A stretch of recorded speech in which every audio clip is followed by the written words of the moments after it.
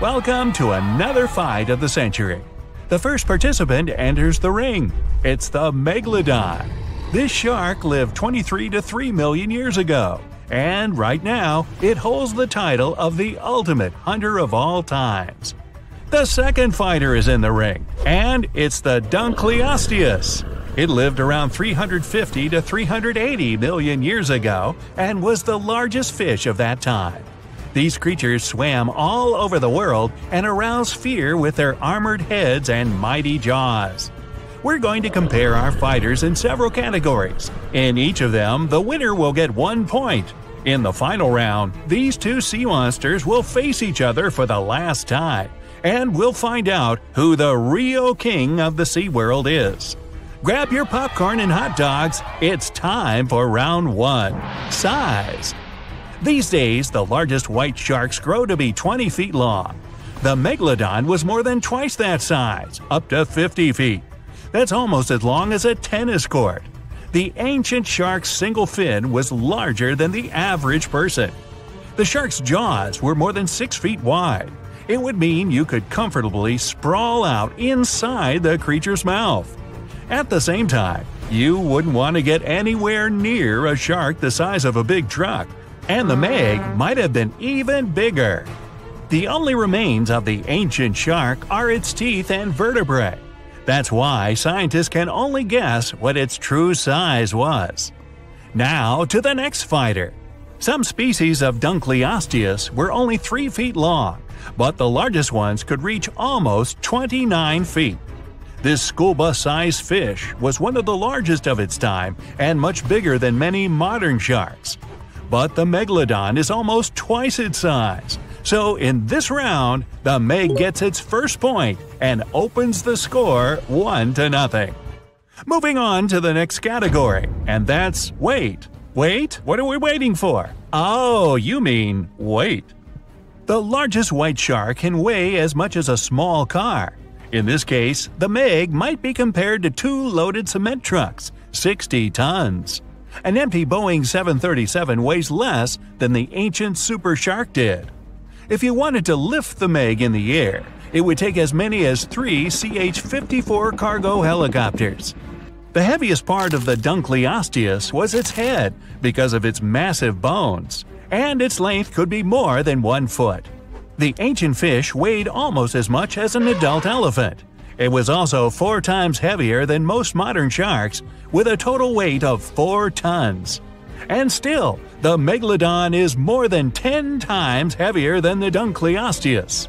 Another clear victory in this round, 2-0. The next category is agility. How about a treadmill test for the Meg? Its top speed was 11 miles per hour. It seems rather low, but no wonder. It was hard for the shark to move its body, huge and bulky. For comparison, much smaller modern white sharks can travel at 34 miles per hour. The fastest human can swim at almost 5 miles per hour, which means people wouldn't be able to escape from the Megalodon in the water. But the ancient shark had trouble turning. Its mobility could be compared to a large cargo plane in the sky. The Dunkleosteus, with all that heavy armor on its head, had perfect protection from all kinds of enemies. That's why it didn't need to be a good swimmer to get away from danger. Besides, it was the biggest fish in the ocean, meaning it had nothing to be afraid of. Still, the creature was smaller than the Meg. Its relatively compact size, plus agile lower fins and strong tail, made the Dunkleosteus speedier than the ancient shark. So, in this round, Dun gets its first point. The score is 2-1 in favor of the Megalodon. Let's move on. Now we'll see what our participants can use to fight each other. Round 4. Fighting Tools. The Meg's teeth were almost as long as your forearm, some of the largest teeth that ever existed. They were triangular in shape and razor-sharp to pierce through whales' thick skin.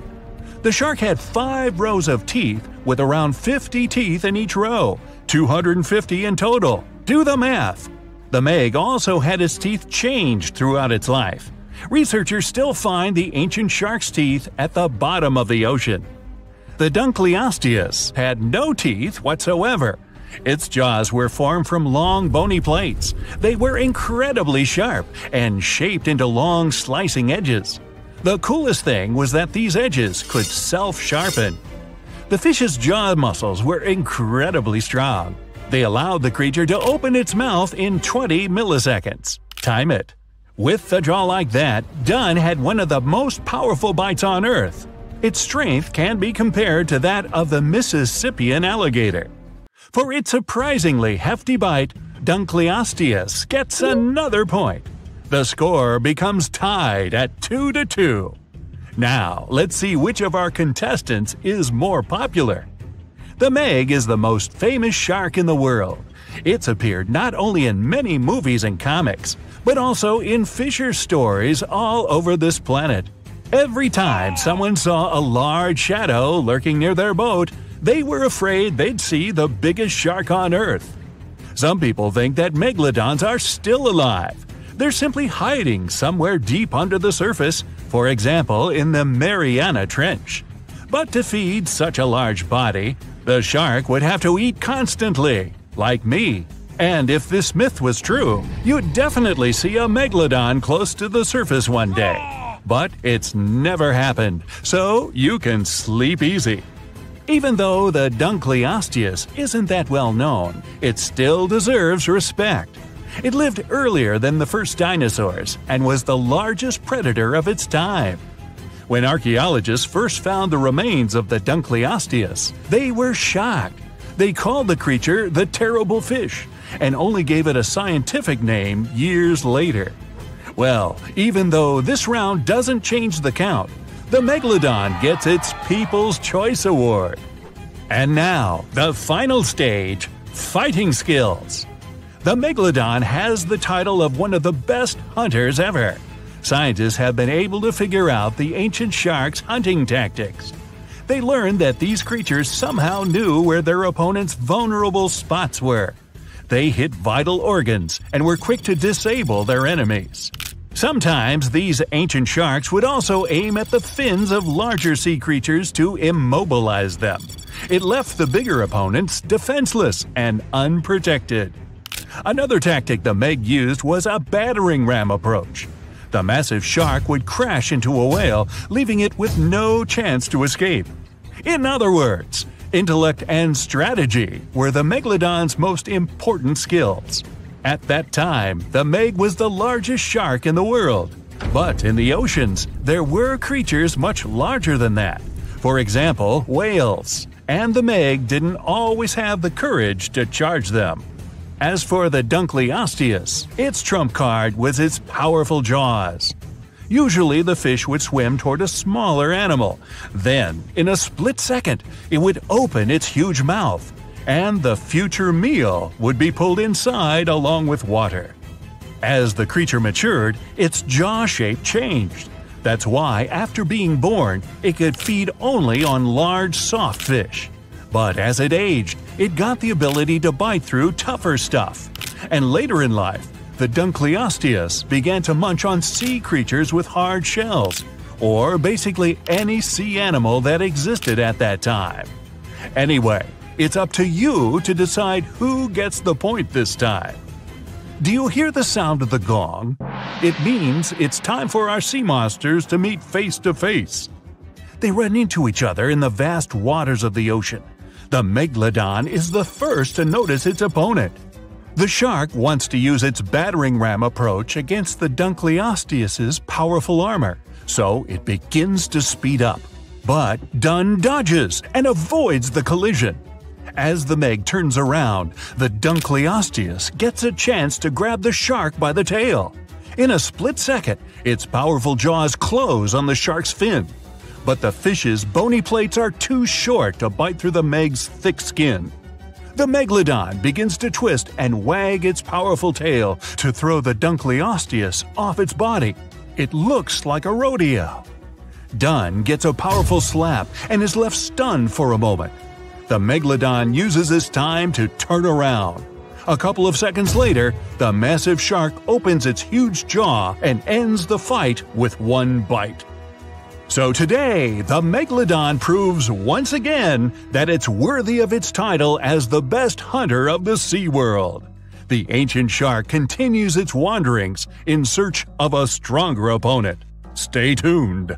In the past 30 years, scientists have made an incredible discovery of a new creature living deep beneath the surface of the ocean, and the name of the creature is the harp sponge. Now, if you're wondering why it took so long to come across this animal, then I might have the answer.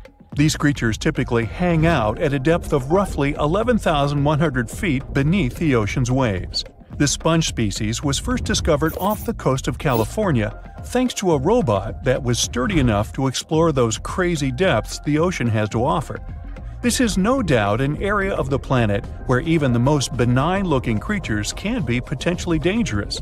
But even scientists were surprised to find that this creature was more than just a sponge. Now, this might seem obvious, but the harp sponge got its name because its basic structure, referred to as a vein, is the same shape as a harp. Each vein is made up of a horizontal branch supporting several parallel vertical branches. But don't let the harp sponge's fanciful and amusing appearance or its non-intimidating name fool you. Yeah, the harp sponge is very much a deep-sea hunter. It has a unique ability to capture and envelop small animals using its rhizoids, short, thin fibers. With their help, the harp sponge clings on to the soft, muddy bottom and catches tiny creatures that get swept into its branches by deep-sea currents. Uh-oh. Other sponge creatures often feed by pulling bacteria and bits of organic matter from the seawater and filtering them through their bodies. But not our harp sponge. Instead, it snatches its future meal with minuscule barbed hooks that cover each of the harp sponge's branches. Now, harp sponges prefer tiny crustaceans like crabs, crayfish, shrimps, and prawns. Once the harp sponge has one of them in its clutches, it envelops the animal in a thin membrane before slowly beginning to digest it. So, pal, what's eating you? Oh, Harpo? Too bad. Researchers believe that harp sponges use this method of feeding because there aren't enough nutrients that deep down. This makes traditional filter feeding less effective. Research has shown that the creature is still in the process of evolving. Early harp sponges, researchers found, only had 2 veins, but later, scientists discovered other harp sponges that had 6 veins. The harp sponge might have evolved this elaborate candle holder-like structure to increase its surface area. In general, harp sponges typically grow up to a length of 1 foot, but researchers have seen a creature that was 2 feet in length. The harp sponge is not only very unusual, but also beautiful to look at. See those tiny white balls on top of the branches? Now, why don't we look at some other creatures that live below the photic zone of Earth's oceans? The photic zone means the area beneath the ocean's surface that still receives some sunlight. Thanks to this, there are loads of different creatures and organisms living there. Any animal living beyond this layer qualifies as a deep-sea creature. The Tomopterus worm is a segmented worm you can find in the twilight zone of the ocean. This is the area that lies between 650 and 3,300 feet beneath the surface. These creatures are often no more than 1 inch long, but the largest of them can grow up to 1 foot. While swimming around and feeding, these worms do what researchers describe as an amazing smooth dance. That's because the creatures can swim extremely quickly and maneuver at tight angles with ease. Now, I know most people hear the word worm and think of the common earthworm, so it's quite interesting to know there's a deep-sea worm out there that never leaves the water during its entire life. Similarly, most of us try to avoid jellyfish that either rest on the sand or sit on top of the ocean waves. This isn't the case with a chrysota jelly. That's a deep-sea creature too. This beautiful jellyfish is mostly ruby red, bright orange, or electric purple. That's what helped researchers realize they had found a new species of jellyfish. The creature grows to a maximum size of 1 inch across. It has tentacles that stretch out in every direction. Now, if you come close to this jellyfish, it'll pull all these tentacles in toward its body before rapidly swimming away to avoid danger. Yes, you are dangerous. The chrysota jelly is extremely rare. You won't see it very often. You might need to borrow that deep-sea diving robot I mentioned earlier. Well, worms and jellyfish might seem quite harmless, This isn't the case with the Pacific viperfish. Ooh. This creature is equipped with a noticeably big mouth, like me, and the needle-like teeth inside are key to its hunting strategy. Pacific viperfish live at around 5,000 feet below the ocean surface, but they're among those numerous marine animals that migrate each night from the ocean depths toward shallower waters to dine. What's on the menu for dinner tonight? Lots of small fish and shrimp. The creature can grow up to 12 inches in length. Its two front fangs, which stick up from the fish's bottom jaw past its own eyes, are especially dramatic. When the fish unhinges its jaw, its mouth can open wide enough to engulf smaller animals, and the teeth form a cage to prevent an escape. Now, have you ever seen an underwater creature that looks like a strawberry? Trust me, it does exist. Just look at these dots on the strawberry squid. The creature has a big eye and a smaller one. You might think this unconventional pairing would be awkward and uncomfortable, but it's actually the opposite. The big left eye looks upward. It spots shadows cast by other animals in the dimly lit waters above. The eye's tubular shape helps it collect as much light as possible. On the other side of the squid's head, you can see its right eye. It's small and looks downward. This eye searches for flashes of bioluminescence produced by animals lurking in the darker waters below. Now, bioluminescence means the production and emission of light by living organisms. By the way, the squid has a nickname. And no, it's not Squiggy, although that's a great one. It's known as the cockeyed squid. This is simply due to the remarkable difference in size between its two eyes. I think I like Squiggy better, and so it goes. Since light doesn't reach the deep sea, the strawberry squid's body actually looks black. This helps the creature hide from enemies, such as sharks and dolphins. In general, the strawberry squid grows to a length of 5 inches. It typically lives around 3,000 feet below the surface, but floats to shallower waters at night. Now, the feather star is a marine creature without a backbone, but with feather-like arms that radiate from the center of its body. These creatures first appeared around 200 million years ago. Related to sea stars, they look like a flower, but if you approach them, they'll quickly swim away. But not all feather stars can swim. Many species can only crawl along the bottom of the seafloor. Like some of the other deep-sea creatures we've looked at, the feather star can adapt to its surroundings. It has a creepy ability to shed its arms, the same way some lizards can shed their tails. This also helps them escape from their enemies. Feather stars live all across the globe, from the equator to the poles, from the shallow waters on top of reefs to the deep, deep sea. Now, given that we're dealing with mysterious creatures, the name of this one is quite fitting. The swift vampire squid should be the official symbol of life in the deep sea. The animal has a dark red body, huge blue eyes, and a cloak-like web that stretches between its 8 arms. This, along with its name, may suggest that the creature is some form of a terrifying hunter. In reality, though, the vampire squid is a soft-bodied, timid creature, about the size, shape, and color of a football. It grows to roughly 12 inches in length and lives 3,000 feet below the waves. There's almost no oxygen there, but also relatively few predators. Whew, I think I'll need to decompress from this one. Most of the ocean is still shrouded in mystery, whether we're talking about dark corners or creatures that are hiding in the depths. But sometimes, it gives us a peek into scary things it hides in its cold, dark depths. Like when you hear on the news that there are some deep-sea creatures washed ashore after a powerful storm once again. Some just look weird, while others are real monsters that live at depths of more than 3,300 feet. The coldest and deepest parts of the ocean have created one specific phenomenon called gigantism.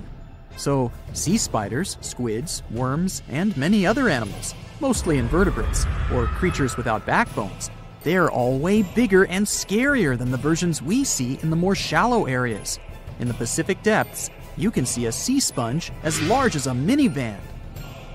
Or what about the colossal squid that lives in subantarctic waters and is nearly 14 times longer than the arrow squid, a type that mostly lives in New Zealand? Researchers found many of these underwater monsters in the abyssal zone of the ocean. Back in 2021, the researchers showed images of the giant phantom jelly. It was at a depth of 3,200 feet. Its tentacles were 33 feet long. Wow, I wouldn't like to face that one on the beach. It probably eats only small fish and plankton, but it can swim to depths of more than 21,900 feet. And down there, this giant jelly doesn't have enough food. How does it survive then? Scientists haven't figured it out yet. And there are even more questions related to the giant squid, the biggest one ever found. This monster is 43 feet long, with a weight of nearly a ton. Imagine if those tentacles would grab your car, or something like that. They would smash it like it was a toy. There's no light in the abyssal zone. Sun rays just can't penetrate that deep. So there's no algae or underwater plants there. Local animals mostly eat snow. Marine snow is not like the regular one you build a snowman with. It consists of any small flakes or remains that fall from the surface of the ocean. Maybe even some leftovers that animals up there couldn't eat. So it's not much. But apparently, it's enough for very large creatures that hide deep down there, like giant squids. Squids that generally live at such depths don't bother going after their prey. They just wait until the poor animal swims right up to their long tentacles and falls into a trap.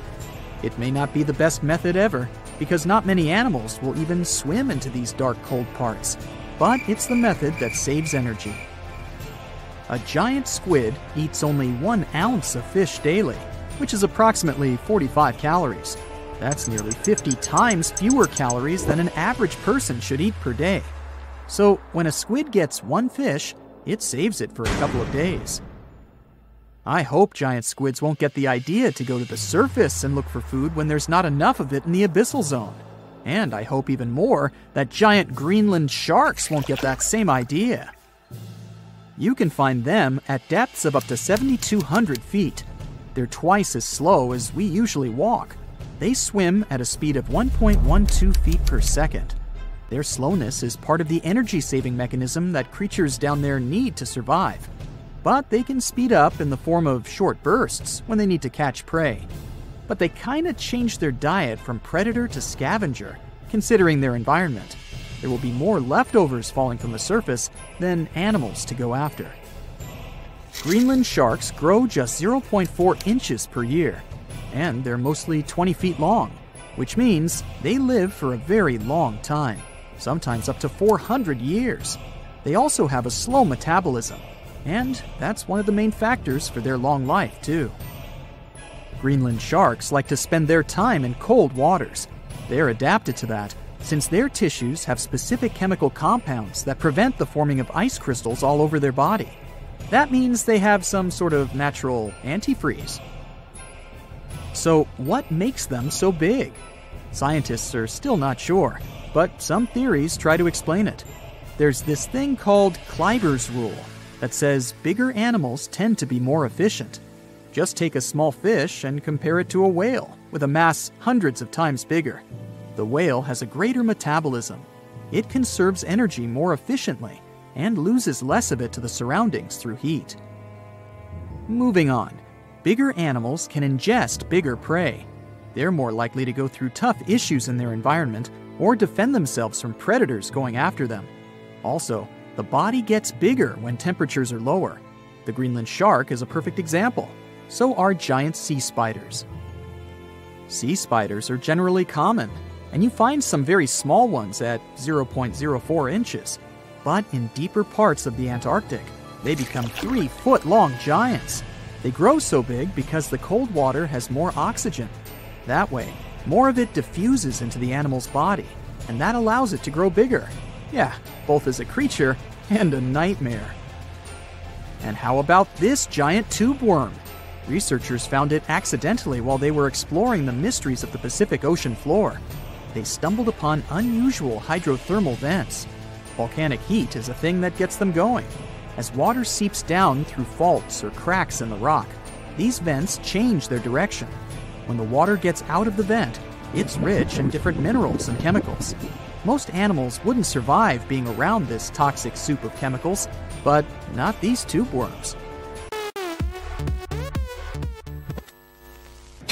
They came as a true surprise, because not only are they not bothered by these toxic vents and the almost boiling temperature of the water, but they developed entire ecosystems there. They're unique because they don't need sunlight to survive. Instead, small bacteria are their main source of energy. That bacteria gets their energy directly from these toxic chemicals. So it's not photosynthesis, but a process called chemosynthesis. And these tube worms don't have mouths. These bacteria live inside them. Strange story, huh? Plus, these scary worms reach up to 8 feet. Giant isopods are no better either. They lurk at the depths of the ocean of 1,640 feet or more below, far away from the sunlight, looking like some monstrous wood lice. They spend most of their time on the seabed, hoping to find some food falling from higher levels of the ocean. Check out their small hooked claws at the ends of their legs. Isopods use them to remain more stable while moving around the ocean floor. Since there's no light, they have long antennae that help them feel their way around. These sensory antennas are about half the length of their body. Giant isopods have pretty big eyes compared to their body size, too. They can grow over 12 inches from head to tail. And these fellas are really patient. Remember how we said animals down there rarely get food? Sometimes they need to wait for years to get a proper meal. That's why their metabolism is amazingly slow. 5 years later. They can go for 5 years without eating anything. Imagine that. I get hungry just talking about this. In 2006, a biologist did research to compare the differences between the shallows and the deep sea regions. He realized the deep sea mirrors the island rule. First, isolated parts of land develop biodiversity you won't find anywhere else. Second, small-bodied life there grows much bigger when it's isolated, compared to life on large land masses. Resources are limited, but also competition and predators. And we don't know much about these deep-sea creatures. It's too expensive and too complicated to carry out such research, so we'll just wait for more raging storms to show us at least part of the monstrous world cold ocean depths hide. Want to high-five a sea creature? Well, put your hand up for the Tasmanian red handfish. This fish doesn't swim like a fish. It walks. It uses its flipper-like hands to stroll around on the ocean floor. These bottom walkers are disturbed by swimmers and boats a lot. Some people even want to take them home as pets. I think it's better to just give them a wave and swim on by. The vampire squid. Its species name is Vampiroteuthis infernalis, which translates to vampire squid from hell. Oh yes, this vampire squid means to terrify everyone with its name, its dark red color, its spikes at the bottom, and the scary fact that it can basically turn itself inside out. The vampire squid loves putting on a good show, but it's as harmless as a kitten is to humans. It's as if Dracula scared the pants off you, but he didn't have blood-sucking fangs. The vampire squid feeds on food particles from plants and animal matter floating near the ocean's surface. Since they're not predators, they need good defensive strategies, and their vampiric look is designed to ward off large creatures who want to eat them. Turning themselves inside out is a defensive mechanism since the spiky areas in the inner skin are more intimidating. They also shoot out a substance that does not have color, but is packed with bioluminescent particles to distract predators. The vaquita. Going out on a boat off the coast of Mexico sounds like the perfect vacation. The sun, the blue water, the most endangered sea creature. Wait, what? The vaquita isn't dangerous, but don't expect it to stick around to say hello or sign any autographs. It's incredibly shy. This little cow, that's what it means in Spanish, is one tiny sea mammal. With those black markings around its eyes, it looks more like a sea panda to me. Seeing one should make you feel very special. They're on the brink of extinction, mostly because they get caught by accident in fishing nets. It's estimated that there's only 10 left in the wild. The blue dragon. This little creature looks like something out of a kid's fantasy movie. It's called the blue glaucus, casually referred to as the blue dragon or blue angel. It can be found in many places, the Atlantic, Pacific, and Indian Oceans. It's kind of a mollusk and it only grows to be about an inch long. What you think is the back is actually the mollusk's bright underbelly. It regularly floats on its back so that its blue colors help it camouflage with the water's waves. The blue dragon isn't just pretty, it's also smart. It usually feasts on Portuguese man-o'-wars, also known as Physalia physalis. The blue dragon stores their stinging cells for later use, in essence, stealing their defensive mechanisms. When the blue dragon is threatened, it releases those stinging cells it stored, directing them at an enemy to sting them with more power than the Portuguese man-o'-war would have been capable of. As they can store a huge amount of stinging cells, they can be a threat to humans. So, if you find one, don't pick it up. It's best to admire it from a distance. The barrel-eye fish. If you ever wanted to have Superman's X-ray vision, looking at the barrel-eye fish will make you feel like you gained that superpower at some point in your life without even realizing it. The barrel eye has a transparent head, so you can see how their eyes and brain look inside. This magnificent creature lives in the deep sea. This is the lowest level of the ocean, where strange creatures roam in near-freezing temperatures and constant darkness. They're exposed to water's pressure that's almost 1,000 times that of the surface. If the idea of the deep sea sends a shiver down your spine, stay tuned to learn about another of its creatures later on. The barrel-eye fish can be found in the Atlantic, Pacific, and Indian Oceans. You might be wondering, why oh why would a fish have a see-through head? And that would be a fair question. Since the species was discovered in 1939, it was believed that the fish's eyes were set to see straight ahead and couldn't move. So it was assumed that they had tunnel vision. Scientists Bruce Robinson and Kim Reisenbichler from the Monterey Bay Aquarium Research Institute recently discovered that the fish can move its eyes vertically to see through the top of its translucent head, thus noticing if there are predators or prey nearby. The transparent head also allows more light to enter so they can detect prey better. It's believed that the barrel-eye fish eats jellyfish and small fish species. If you dive in the ocean at night, you might be lucky enough to see how orange ball corallomorph blooms in the dark. But make sure to be quick because as soon as you turn on your flashlight to take a good look, it will retract its tubes back into itself. The megalodon. The whale shark isn't the biggest shark known to humans. If the entire shark species were a kingdom, the prehistoric megalodon would be the ruler of the sea. Megalodon roamed the ocean a long time ago. About 15.9 to 2.6 million years back between the early Miocene and late Pliocene eras. While they've long been extinct, people are still amazed to learn about these gigantic sea beasts. Megalodon could reach anywhere between 45 feet to 60 feet in length with jaws more than 6 feet wide. A fossil of a tooth that once belonged to a megalodon measured at 7 inches. Needless to say, I'm pretty stoked that these guys have long been extinct. But there's still some adventurers out there hoping to meet this monster one day. The Dumbo octopus.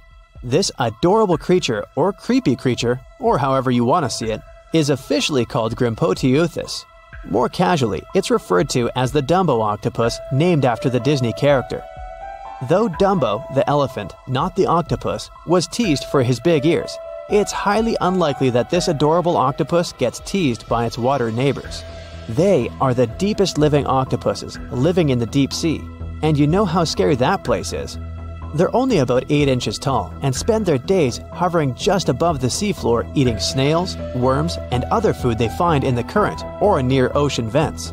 There are nearly 17 species of Dumbo octopus, and they all have differences in height, color, and body parts. If you can't get enough strange animals, you'll be glad to learn that the deep sea has barely been explored by humans. So, keep an eye out. There are bound to be more fascinating animals discovered in the deep in the future. The sea angel. These creatures might look and sound pretty cute, but their diet is far from sunshine and lollipops. Their favorite food are sea butterflies. They lay mucus traps for them and wait in ambush. The squat anemone shrimp. This shrimp is tiny, only 0.5 inches. It's also known as a dancer shrimp because of its peculiar behavior. When agitated, it raises its bottom above its head and does a little dance. Divers also say it readily jumps on their hands and cleans them. The coconut crab. This guy may look pretty creepy, especially when the sun goes down. Mature coconut crabs are around 3 feet in length. Their preferred foods are coconuts, but they can also hunt down lizards and even large birds. The slender snipe eel. Slender snipe eel is a slim and long creature that's still a mystery for marine scientists. It's 4 feet long and it has at least 750 bones in its spine, which is much more than any other animal in the world. The sea pen. Sea pen is 7 feet long and it has a lot of varieties, but most of them look indeed like a pen or a quill. The similarity is even more striking when the animal has a water-filled bulb that anchors it to the floor. The Persian carpet flatworm. This creature looks indeed like a carpet, despite being very small by comparison. It's only 4 inches long, able to become both male and female. It doesn't really mate with other flatworms. Rather, it fights them for the right to bear posterity. The flamingo-tongued sea snails. Tourists love these extraordinary snails for their pretty colors, thinking it's a shell, but in fact, the shell is quite dull and hidden underneath colorful soft tissues. They eat softer, toxic parts of corals and store their toxins to protect themselves.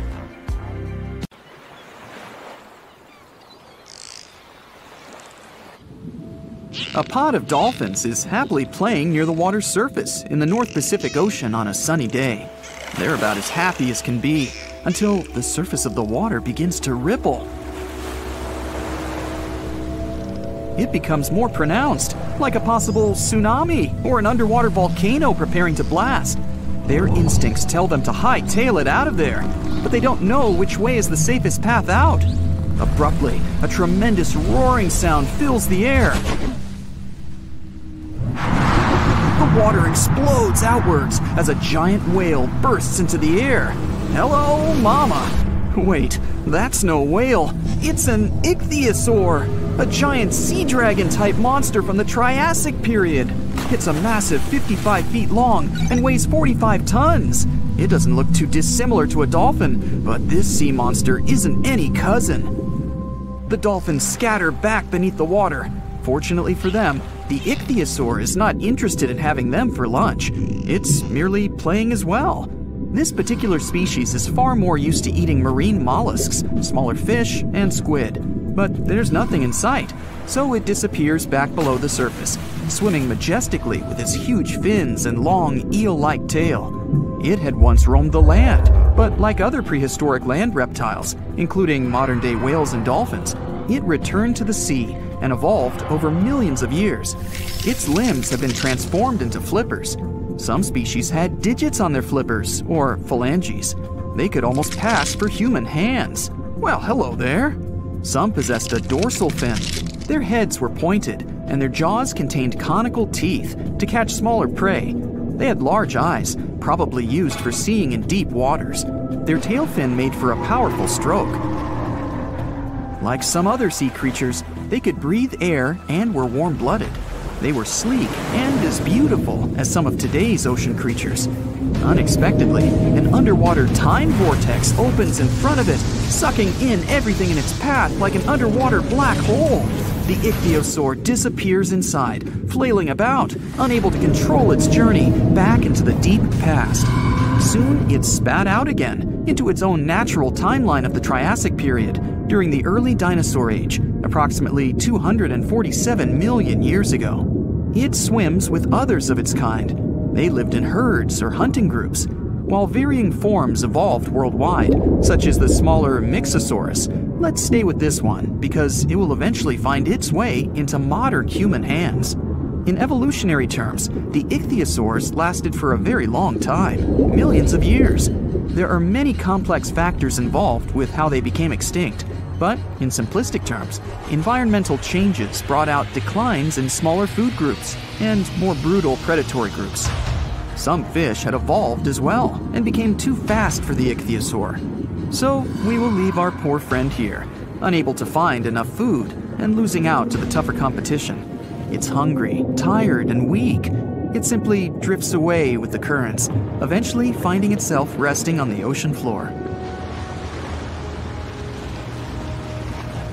Millions of years passed.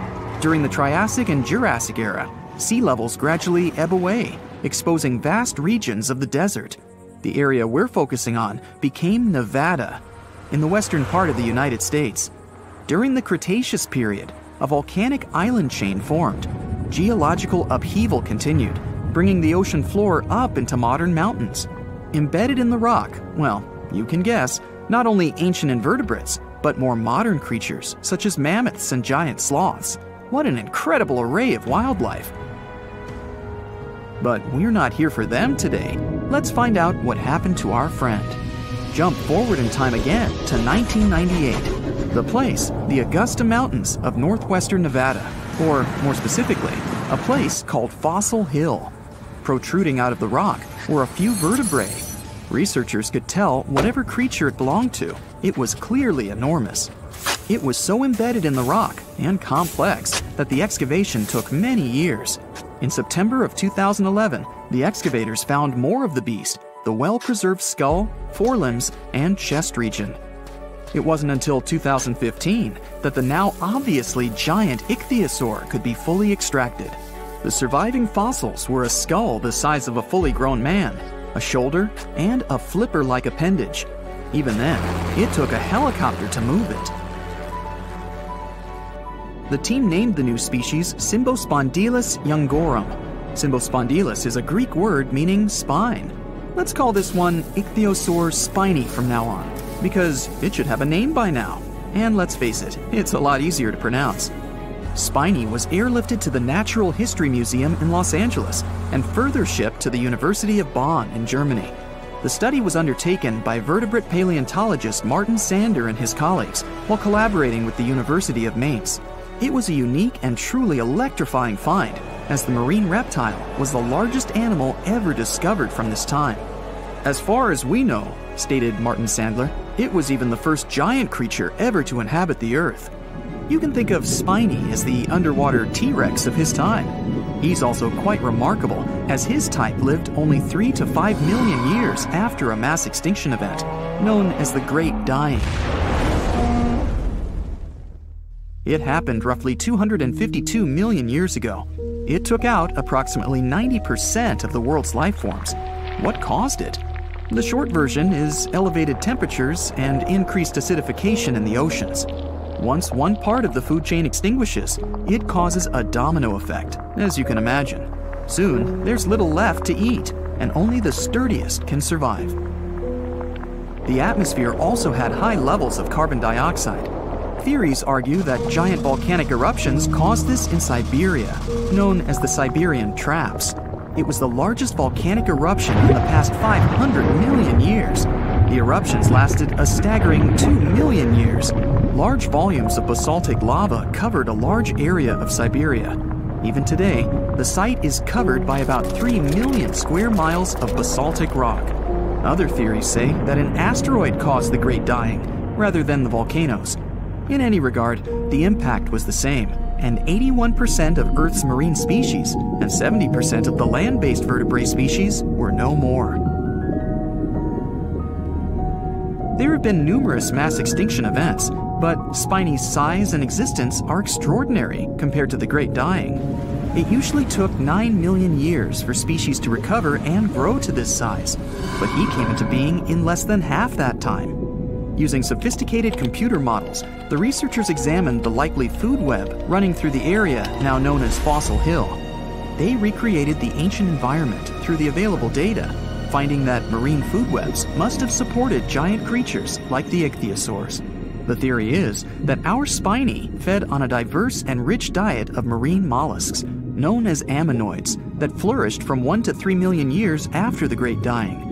The now extinct ammonites filled the ecological void following the mass extinction and had excellent living conditions without much prey to interfere with them. Ichthyosaurs also evolved rapidly because they were the first more giant creatures to populate the world's oceans. The mollusks they fed off were also exposed to less competition. Spiny had a massive food supply. He chowed down like there was no tomorrow. Unlike whales that become large due to eating foods like plankton, Spiny and his fellow species grew big on the ammonites, and it took them a much shorter time. That's a good message for you kids to eat healthily. The exciting thing for us today is that these results show that marine ecosystems can build up and respond well to such dramatic changes as climate, atmosphere, or water conditions. They may have had different pathways, but some ichthyosaurs and whales have similarities. They both have large sizes and a lack of prominent teeth. Sperm whales dive deep to hunt giant squid. Spiny hunted similarly. They use a type of filter feeding to extract the food from the water. Our friend likely ate fish and possibly squid, and ever smaller ichthyosaurs. Ouch. Other ichthyosaur forms had lots of teeth, with a skull more like a giant lizard. They had razor-sharp teeth. Ichthyosaurs swam the ancient oceans for nearly the whole of the dinosaur age. Ichthyosaur fossils have been found in many other countries, such as England, Norway, Japan, Germany, Colombia, China, and Australia. They were the underwater planet rulers of their day. As the sun sets 250 million years ago, we might imagine Spiny having a better outcome than he ultimately did, and popping his head out of the water to watch the orange hues of the pristine sky. He pauses for a moment before, once again, dipping underwater to join his friends, swimming happily away with the herd, looking for food and adventure in the deep blues of the Triassic Ocean.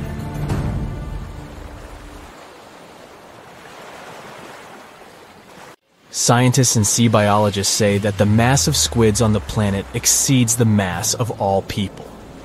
Keep this fact in your mind while you listen to the story of the Kraken. So no one knows exactly what this giant sea monster looks like. But according to the stories of old fishers in taverns, the records of travelers and legends, the Kraken looks like a giant squid. If so, it has the squid's anatomical properties and reproductive functions. And this is a big problem for us. A female squid can lay anywhere from 3 to 100,000 eggs. Even if most of them don't survive, it's still a lot. Many of these creatures live in the ocean's dark depths that people haven't yet fully explored, and it seems we'll know more about squids soon. The metabolism of these creatures is accelerating thanks to the increase in water temperature, and this causes population growth. Scientists call squids the weeds of the seas because of their rapid reproduction. They can potentially exceed the population of all fish and mammals. Perhaps there will be so many of them soon that they won't have enough food on the ocean floor. They will begin to migrate closer to the surface, small squid and monstrous giant ones. There may be a Kraken among them, or a few, or even tens, hundreds of thousands. And if this happens, humanity and all animals on Earth will face a huge problem. As the kings of nature, people can easily invent poison to destroy krakens. But how to spread this poison? Giant squids, along with ordinary fish, dolphins, whales, seaweed, and phytoplankton, will suffer if it gets into the water. More than half of the world's oxygen is produced by the ocean.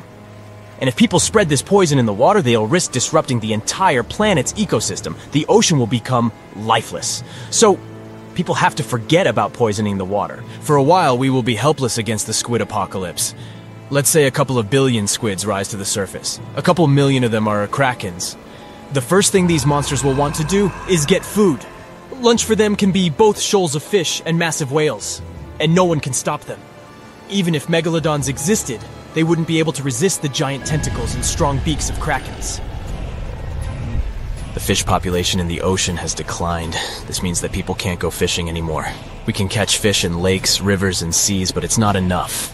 Seafood has become very expensive all over the world. A fish tank with goldfish is a luxury. Of course, humans learn to catch giant squids, which solves the problem of hunger in some areas. The profession of a squid catcher is becoming prestigious all over the world. This kind of fishing is dangerous and requires a lot of strength and courage. The second problem is sea travel. Every day, people transport millions of tons of cargo across the ocean. Huge businesses and economies of entire countries work thanks to such transportation. But now, krakens swim close to the surface and make any voyage dangerous. One monster can quickly destroy a small ship. 10 or 20 krakens are able to sink a giant cargo vessel. This leads to a reduction in logistics chains. Communication between continents is now maintained by air. The number of flights is increasing. Plane tickets are rising in price. Travel is becoming too expensive. This leads to a reduction in the number of tourists in some countries, which disrupts their economies. There are more krakens and less food. Resting on a beach also becomes dangerous. Aggressive, hungry giant squids can come ashore to catch sunbathers. All shores are fenced. Swimming is forbidden. Of course, scientists invent some things to fight squids. Sound barriers, for example. Every ship is now equipped with a device that launches powerful ultrasonic waves into the water. They scare away all the fish and clear the way for boats. In the beginning, it helps, but then Kraken stop fearing it. Ultrasound only angers them. They pounce on ships and break sound barriers. Another thing that scares them away is sunlight. For millions of years, Krakens have been living on the dark ocean floor. Their eyes are used to the darkness, so they fear the bright light. During sunny weather, ships move freely. But as soon as the sun goes below the horizon or clouds obscure it, sea monsters come out of the ocean depths.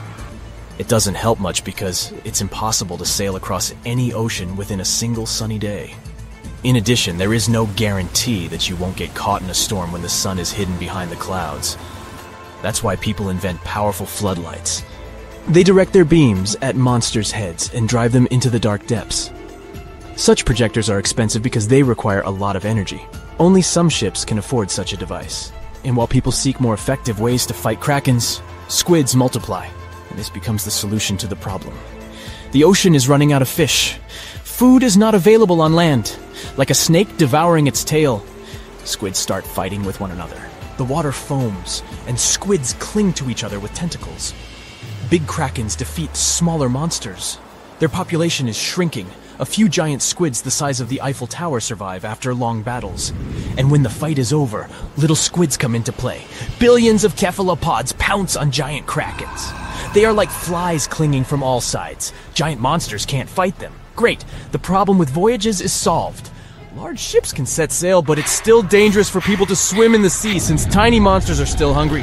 Logistics chains have been restored, but fish are still scarce in the ocean.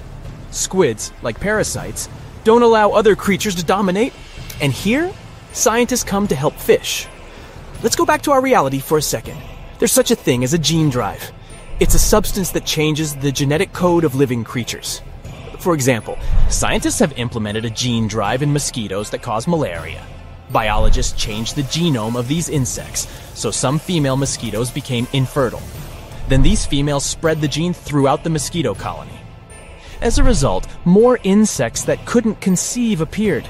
They continued to spread the gene, and this went on until the population reduced significantly. A gene drive is a low-cost way to get rid of invasive species of insects or rodents. Thus, scientists can control the population of entire species. But such actions can be dangerous. If some animal disappears, it can disrupt the whole ecosystem and lead to the disappearance of other animals. In the case of mosquitoes, nature didn't suffer much. So scientists use a gene drive against squid. But why couldn't they do it from the very beginning? Ordinary squids didn't pose a threat, and their average life expectancy is from 3 to 5 years. If scientists had launched a gene drive, then in 7 years all small squids would have disappeared. But it wouldn't have worked with krakens. According to myths and legends, one such monster can live for several hundred years. Now, when small squids have solved the problem with large ones, a gene drive comes into play. It takes several years to get rid of the squid. The ocean ecosystem begins to recover. People take fish and marine mammals from seas and rivers and transfer them to the ocean. The population of whales, sharks, octopuses, salmon, and hundreds of thousands of other species is growing. But then another threat awakens in the depths of the ocean. It turns out that when squids and krakens lived on the ocean floor, they didn't let even more terrible monsters move to the surface. Now that all arthropods have disappeared, new monsters are breaking free. First, marine earthquakes begin. But then, scientists discover that it's not the seabed shaking. Those are the backs of giant crabs. Hundreds of thousands of armored monsters with claws are rising to the surface. And this time, they can come ashore.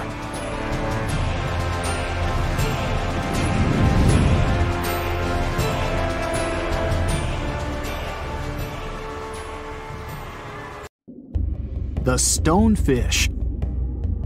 Stonefish aren't going to win any beauty contests, unless the pageant is for best rock look-alike. Their tiny unreflective eyes and rough skin blend in perfectly with their environment. A large head, an even bigger mouth, and a home full of, yeah, it's rocks. And just because you're on the beach doesn't mean you're safe. Stonefish can survive for 24 hours out of the water. Stepping on one or even handling one won't be that fun. Their dorsal fin spines have extremely strong venom. It shoots out when they get stepped on, and it can lead to paralysis or even heart failure. You'll need help fast. No wonder they're one of the most dangerous creatures in the water, or anywhere. Be careful when scrambling around rocky areas. They love to play hide and seek. The deep-sea dragonfish. If there were a prize for the most hideous fish in the ocean, the deep-sea dragonfish would win. With slimy, scaleless skin, massive teeth, and a face only a mother could love, this bad boy of the sea is nothing to mess with. It likes to swim between 700 feet and 6,000 feet below the surface of the ocean, where the waters are the darkest and coldest. Along with some other creatures on this list, the deep-sea dragonfish relies on its bioluminescent body parts to catch prey. It also uses its hanging appendage, which boasts a little red light on the end, coming out from its lower jaw. Many fish mistake this little light for prey, luring them right into the jaws of the deep-sea dragonfish. Very clever dragonfish. Very clever indeed. The fangtooth. The Mariana Trench is an underwater trench with a depth of 35,000 feet, nearly 7 miles below the ocean surface. Let that sink in. While scientists know the Mariana Trench exists, it's one of the least explored places on Earth. It's also the deepest area of Earth's oceans. And although many creatures down there probably haven't even been seen by humans yet, scientists have had the creepy pleasure of getting to know the fangtooth. The fangtooth fish shamelessly lives up to its name. Just look at that thing. The fangtooth is carnivorous and feeds on just about anything it can find that gets caught in its sharp-toothed mouth. These fish rely on their contact chemoreception to find prey. In other words, they can sense chemical residue that comes off of other living organisms in the deep sea. This is because they don't have any light-producing cells on their bodies, unlike many other deep-sea fish. On top of all that, it's pretty dark down there, so whatever crosses their path, they chomp on. While these guys look pretty scary, they're not a threat to humans. They only grow about 7 inches long. Even so, I wouldn't want to run into one of these things during a relaxing swim in the ocean. The Dunkleosteus. Strangely enough, this prehistoric fish, known as the T-Rex of the seas, had no teeth. Those were replaced with bony plates that allowed it to have the strongest bite among other monsters of its size. The goblin shark. If you thought the movies about sharks were scary, this next deep-sea creature will make you swear off going for dips in the ocean forever. However, it lives 3,000 feet underwater, so you'll never likely see it face to face. The goblin shark looks like a cross between a shark and a creature from your worst nightmare. These sharks boast a protruding sword-like snout with a jaw that juts out to match. Unlike other sharks that have more of a gray hue, this creepy thing looks not so pretty and pink. Aside from their scary demeanor, what do scientists really know about the goblin shark? Well, not much, except that they can grow up to 18 feet in length. Looks like there's still a lot to learn about these guys, if you dare to. By the way, did you know that sharks don't sleep? Many species have to keep water moving over their gills to get oxygen, so they can't fall into a deep sleep like we do. That's why they stay half awake during rest. Typically, sharks don't even close their eyes. The cookie cutter shark. This shark is a living horror, with lower teeth being big and sharp, while the upper ones are much smaller. When its teeth fall off, the shark eats them to maintain calcium levels. Pretty smart solution for a shark. The frilled shark. Studying the frilled shark is like looking through a portal back to prehistoric times. That's because scientists think that these eel-like sharks haven't changed much since their oldest ancestors roamed the deep sea waters, so they're sometimes referred to as living fossils. These sharks' mouths are filled with a terrifying 25 rows of backward-facing sharp teeth, 300 in total. They're designed to grasp prey and hold them tight so they can't get away, according to early studies of the shark conducted in 1884 and published in the Bulletin of the Essex Institute. Luckily for swimmers, the frilled sharks live between 390 feet and 4,200 feet below the ocean's surface, so they'll probably never run into them. Probably. This is probably the worst nightmare of any dentist. The Northern Stargazer. Take a look at this cutie. The Northern Stargazer is definitely not something you'd wish to see on the ocean floor. This horrid creature hides its body under the sand, leaving its face above to wait for prey. The Tasseled Wobbegong. Here's another carpet shark on our list. It lies low on the bottom of the sea and patiently waits for its prey to come by. The Australian Ghost Shark. The Australian ghost shark isn't really even a shark, but a very bony fish. It's also a living fossil. It hasn't changed within the last 400 million years. Believe it or not, sharks and humans have a common ancestor that lived around 440 million years ago. Even though we both evolved in our own way, there are still some signs of that connection. For example, the genome of an elephant shark is very similar to humans. The Leopleurodon. This list of terrifying creatures would be incomplete without mentioning the terrifying and prehistoric Leopleurodon. This carnivorous marine reptile existed during the Colovian stage of the Middle Jurassic era and ruled the waters at 9 feet in length. Scientists believe Leopleurodon thrived in this deep-sea trench because of its ability to swim long distances and its 4 paddle-like limbs.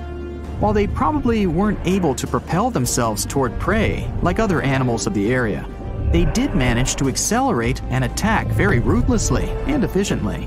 Additionally, they relied on their long snouts to smell prey, which leads scientists to believe they didn't rely on sight for hunting. This means they could have thrived in the dark Mariana Trench.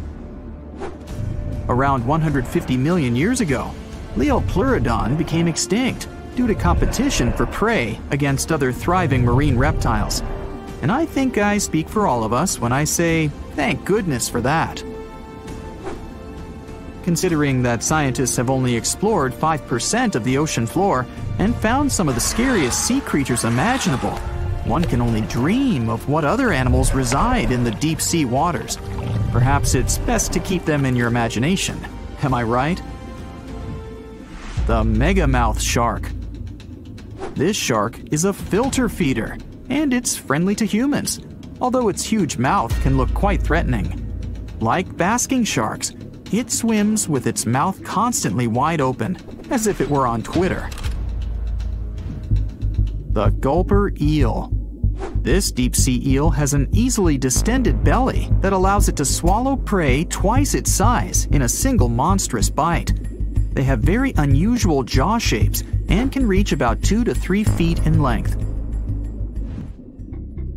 Do you see that large log near the ocean floor?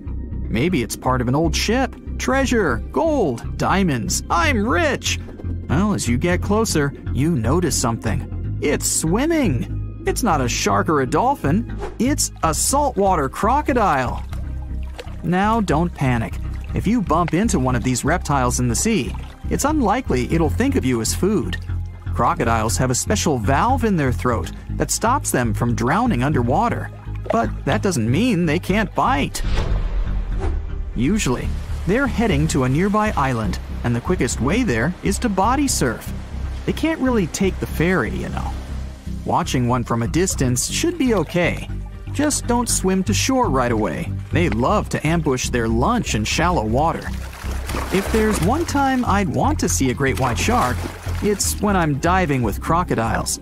They'll gladly take a crocodile-sized nibble, given the right motivation.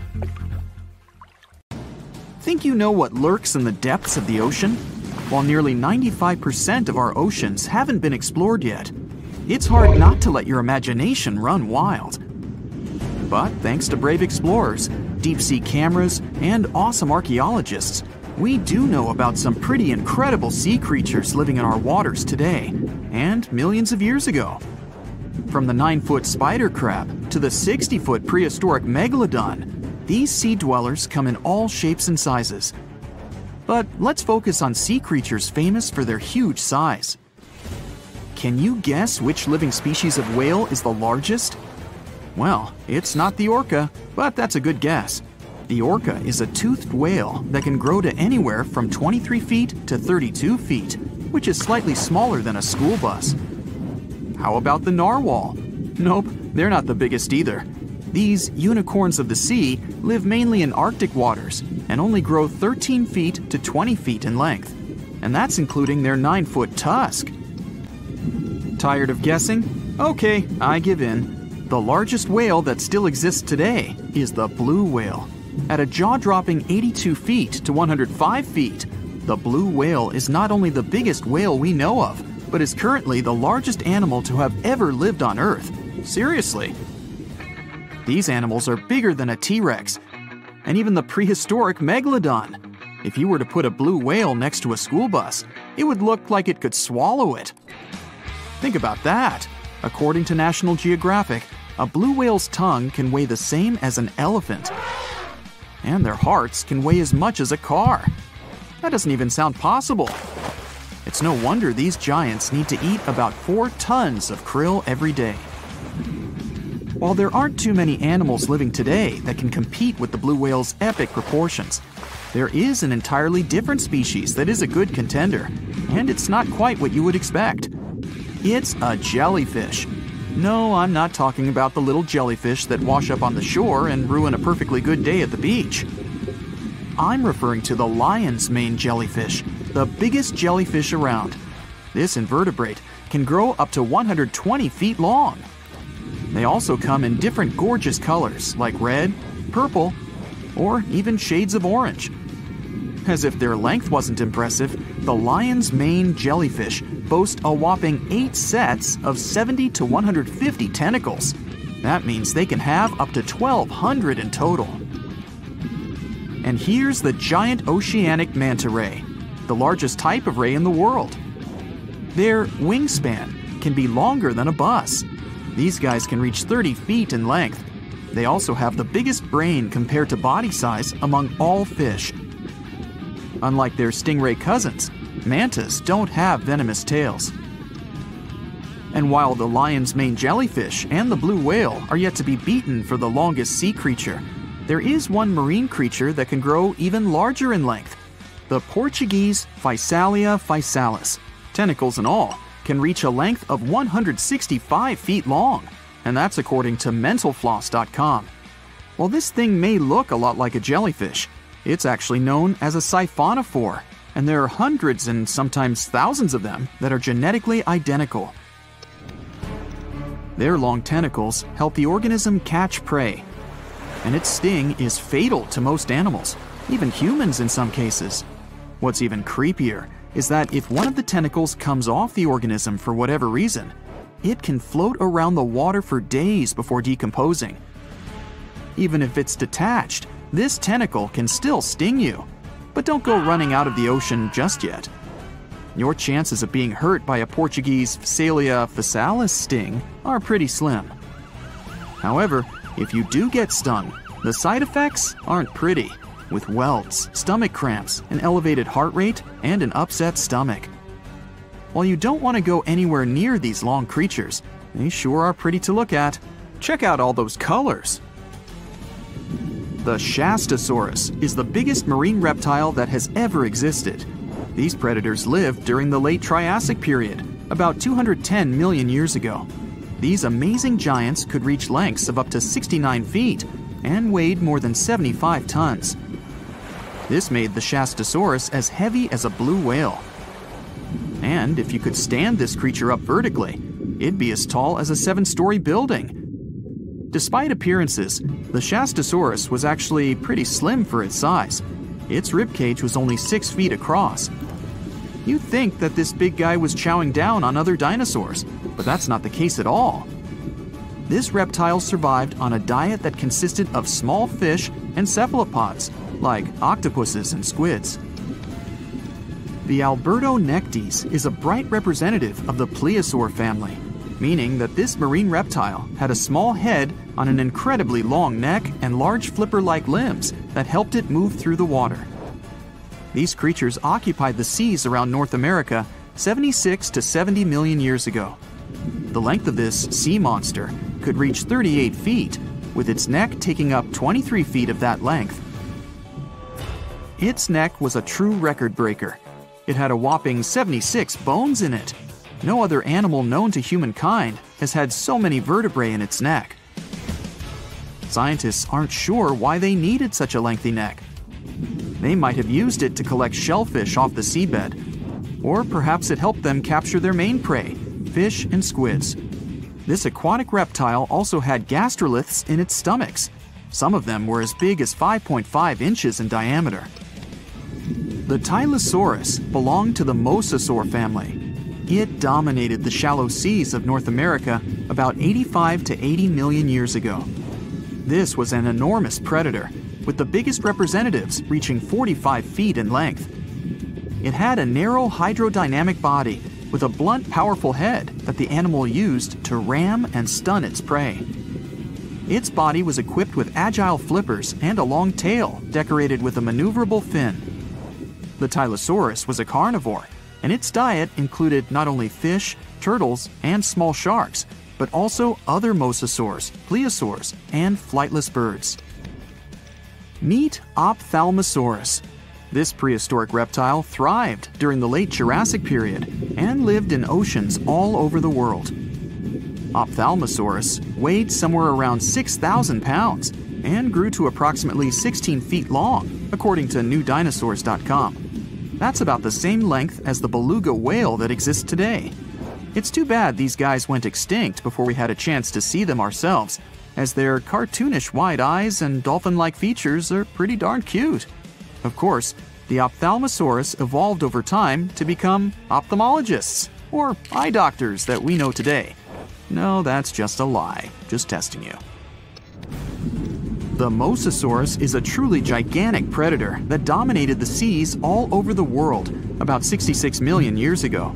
According to fossil evidence, some specimens could be more than 50 feet in length. This fact makes the Mosasaurus the biggest marine carnivore of its time. One of the most terrifying things about this creature was its crocodile-like head, decorated with literally hundreds of razor-sharp teeth, neatly organized in 2 rows on both jaws. The thing is that it was pretty challenging for the Mosasaurus to grab its prey in the water. That's why it had all these teeth, plus something special: pterygoid teeth anchored to the bones on the roof of its mouth. This made hunting and holding onto its prey much easier. The Styxosaurus belonged to the plesiosaur family and lived during the late Cretaceous period, around 85 to 70 million years ago. Upon first glance at this dinosaur, you might mistake it for a sea snake, and it'd be an honest mistake. Styxosauruses were about 35 feet in length, but over 16 feet of that consisted just of their long snake-like neck. They had a comparatively small body and weighed approximately 4 tons. Their mouths were full of razor-sharp cone-shaped teeth that they used to catch fish. They didn't need to chew their prey, thanks to the 200 small stones called gastroliths in their bellies that probably aided in digestion. At the same time, some scientists believe that the Styxosaurus used these stones to sink to the ocean bottom in search of particular types of fish. Looks kinda like Nessie to me. What's the scariest predator under the ocean?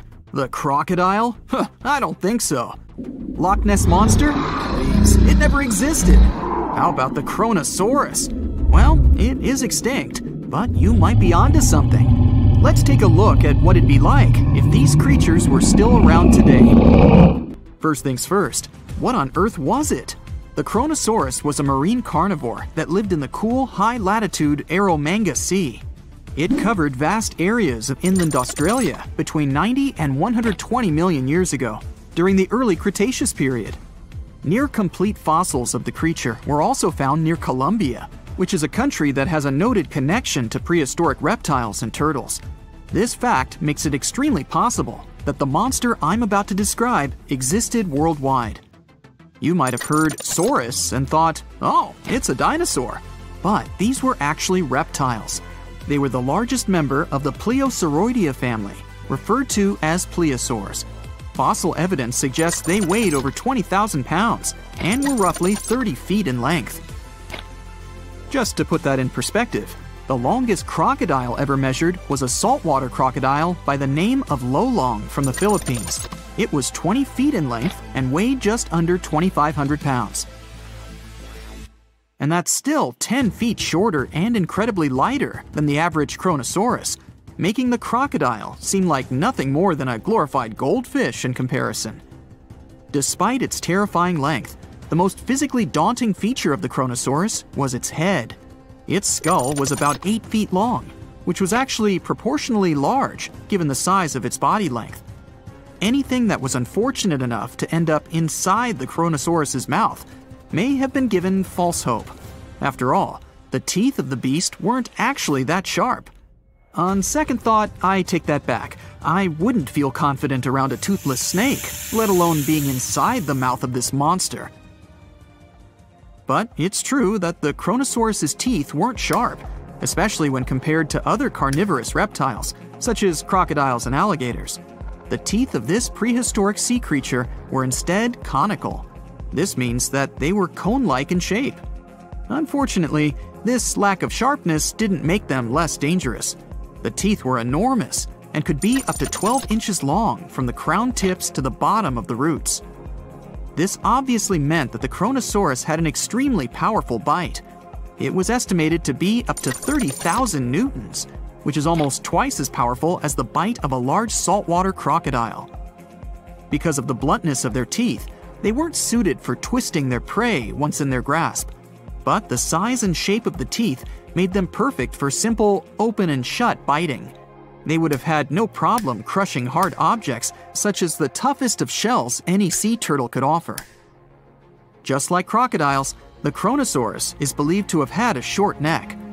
This may have been an adaptation to allow the beast to successfully catch small, evasive animals. Their body, in general, was fusiform and streamlined. This means it was narrowed at both ends and had very little resistance to the flow of water. The Kronosaurus was also equipped with 4 paddle-like limbs. The hind limbs were larger than the front ones. They could span approximately 7 feet in diameter. All in all, this set the Kronosaurus up to effortlessly propel itself through the waters and be an ultimate predator. Predator X, if you will? That's the name that was given to the fossil of a creature discovered near Svalbard, a Norwegian island group, in 2009. The fossil was identified as a 50-foot-long, 100,000-pound monster with a bite force of 33,000 pounds per square inch. This might be the highest bite force of any known animal. Although Predator X is yet to be classified as any specific type of animal, it was definitely a plesiosaur like the Kronosaurus. And even if it wasn't Predator X, the Kronosaurus was still most definitely a ferocious titan when it roamed Earth's oceans.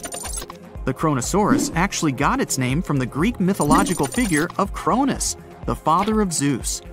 Cronus was viewed as a titan from a generation of super powerful beings.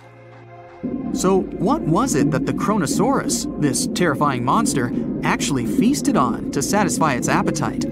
This creature was known to eat sea turtles, squid, and other larger marine reptiles of that time, such as elasmosaurids and ichthyosaurs. This suggests that if crocodiles existed in the realms of the Kronosaurus, they too might have turned into lunch for the beast. There's evidence from the fossil remains of the Kronosaurus that suggests that they also feasted on sharks, which I know is a disappointment to those of you who view that beast as the king of the ocean.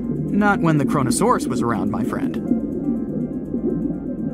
In any case, grounding all kinds of food into small pieces to help digest them would have been difficult without small teeth.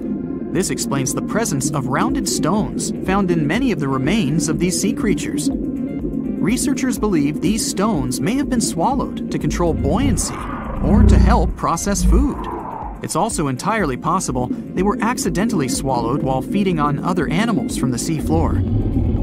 As if the Kronosaurus even needed to be a meanie with its already existing power and size, there's also evidence to suggest that it indeed might have been. It turns out that after using all its impressive attributes to catch its dinner, the Kronosaurus first liked to play with its food, like a cat does with a mouse. I guess since the hunt was so easy for them, they needed to get their fun from somewhere else. Well, I think now you should have a good idea about these creatures. So let's ask ourselves what it would be like if they were still around today. And by the way, why aren't they? Well, the Kronosaurus was completely finished off by the same KT meteor that took out the dinosaurs 66 million years ago. But even before this catastrophic event, they were coming under increased pressure from an even bigger and more vicious family of carnivorous marine reptiles known as mosasaurs. You can't always be a top dog, I guess, or rather, top marine reptile. But what if this never happened, and they were still roaming Earth? Well, this might be obvious, but can you imagine what kind of impact that would have on sea tourism? Based on the impact that famous movies about sharks and killer whales had, what do you think the presence of a Kronosaurus in the ocean would do to beaches? The very creature that would eat sharks and whales for breakfast. Beaches would certainly become a great place to go for a quiet walk, because nobody else would even be there. And what about such activities as boating, surfing, and scuba diving? You think anyone would dare try them, knowing that this 30-foot beast could be lurking beneath them? Let's give humans some credit and assume most of them wouldn't. This would cripple the global sea tourism industry, which is responsible for earning roughly $143 billion every year. Just to make sure this shocking point hits home, the most expensive yacht to ever roam the ocean was called the History Supreme. Its master bedroom was believed to have a statue made of T-Rex's bone and a wall made of meteorite rocks, as well as a 24-karat gold panoramic wall aquarium. Anyway, this yacht was worth nearly $5 billion, meaning you could buy 38 of them with the money lost and potential damages to sea tourism caused by the Kronosaurus. I'm sure that the yacht's owner was happy the beast never made an appearance in their luxurious aquarium. So luxurious, in fact, that some people believe the History Supreme, reportedly owned by some business genius from Malaysia, never even existed. Rumor has it that it was simply an elaborate hoax fabricated by the supposed designer. Anyway, I don't think the trouble would just stop there. People could actually be in serious danger, regardless of being near the ocean or not.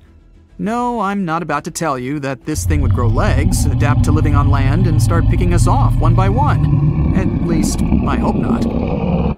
I'm just going to point out the damage that the Kronosaurus would inflict through its devastating impact on sea trade. In America, ocean transit accounts for 76% of national trade. On top of this, more than 100 vital pharmaceutical products originate in the sea. I'll also state the obvious and point out that the ocean is a huge food source for us humans. The presence of the Kronosaurus could have a great impact on our relationship with the ocean, something we usually take for granted. Some sharks have an eerie ability to spit out their stomach and then pull it back into place. Well, that would be handy.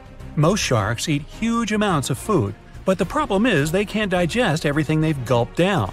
So they need a way to get rid of such stuff as sea turtle shells and beaks, bird feathers and bones, lobster claws and whatnot. And then these amazing creatures willingly barf up their whole stomach, along with all the contents. After the shark is done, it pulls its main digestive organ back in, and the entire process usually takes no more than a second. Some shark species, like great whites or mako, have a special eye-warming system. Their retina heats up their eyes and brain. This not only helps them detect movement better, but also improves resolution. As for the mako shark, this species often travels vertically across different temperatures. Unlike most people with only one movable jaw, sharks can freely move both their lower and upper jaws. This allows them to get a better grip on their meal and chew it up faster and more thoroughly. That's comforting.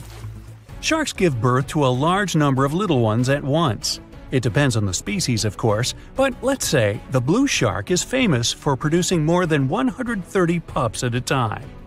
Great white sharks have a more powerful bite than most jungle cats. A 20-foot-long underwater hunter can produce a force of more than 4,000 pounds per square inch, and that's a bite 4 times stronger than that of a lion or tiger. People, with their measly 150 to 200 psi bites, aren't in the running whatsoever. Swell sharks defend themselves by swallowing huge amounts of water. Then the shark's body becomes twice its normal size, and this scares potential danger away. Sharks can grow more than 50,000 teeth during their lifetime, but not all of their teeth are the same. The strongest and most massive ones are at the front, and those closer to the back are smaller and not so powerful. But if the front teeth are damaged, these weaker ones can replace them. It's possible because sharks' teeth aren't as deeply rooted as humans and can move.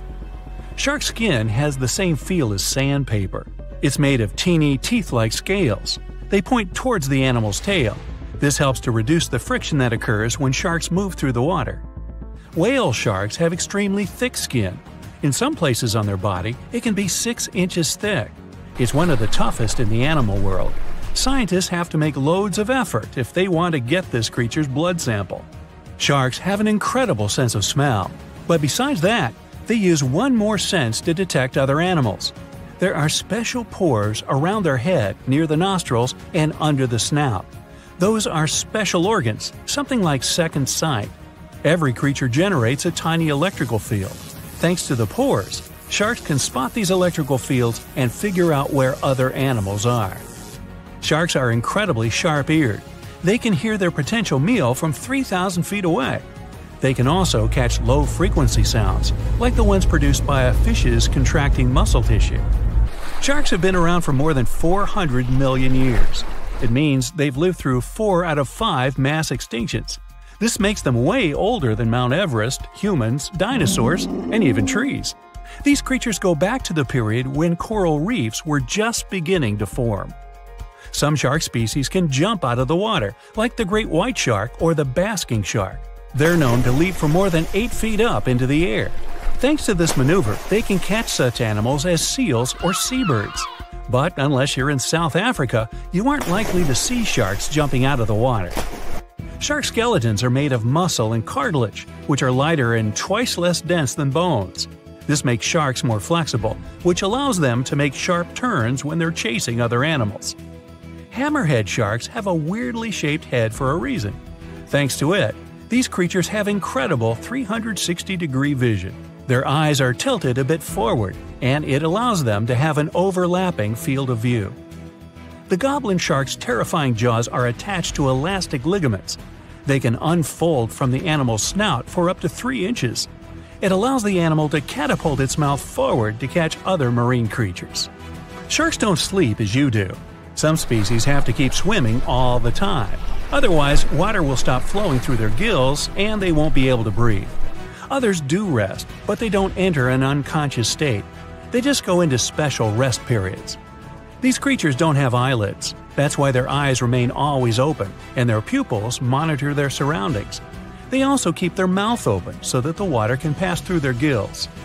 Sharks can travel remarkably long distances without needing any rest, all thanks to their bizarre sleeping pattern. For example, great whites can swim distances of more than 2,000 miles without stopping to eat or rest.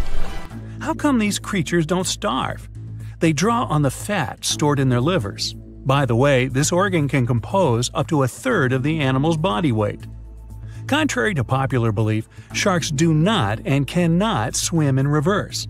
Their tails propel them forward, and their pectoral fins help them to keep their balance and turn. It means that, anatomically, these animals can't move in any direction other than forward. Sharks have no vocal cords. They can't produce sounds to communicate with one another or express their emotions. That's why they have to use body movements, like twisting their bodies or flipping over. Sharks live in all of the world's oceans, but several species also inhabit freshwater rivers and lakes. For instance, bull sharks have been found in tropical rivers. They're also known to be able to swim between fresh and salt water. The smallest shark out there is the dwarf lantern shark. This unique creature doesn't grow longer than 8 inches, but the shark makes up for its tiny size in other ways. For example, some of its organs emit light, And since the creature lives in the shallow waters, this helps to camouflage it in the rays of sunlight.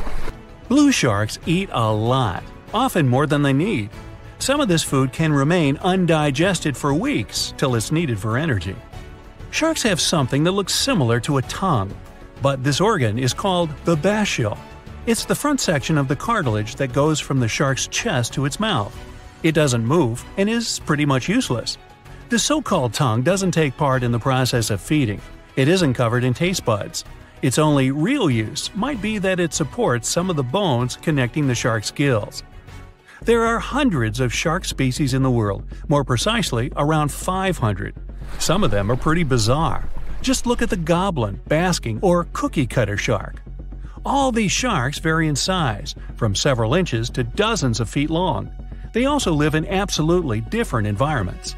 Tiger sharks eat whatever they can get their jaws around. Some of the weirdest things they've munched on are video cameras, bags of money, license plates from almost any U.S. state, dog leashes, you name it. Each whale shark has a unique pattern on its skin. These spots and stripes can be used to identify individual sharks, just like fingerprints are used to identify people. The blunt-nosed six-gill shark can dive to a depth as great as 5 Empire State Buildings. Baby sharks are called pups.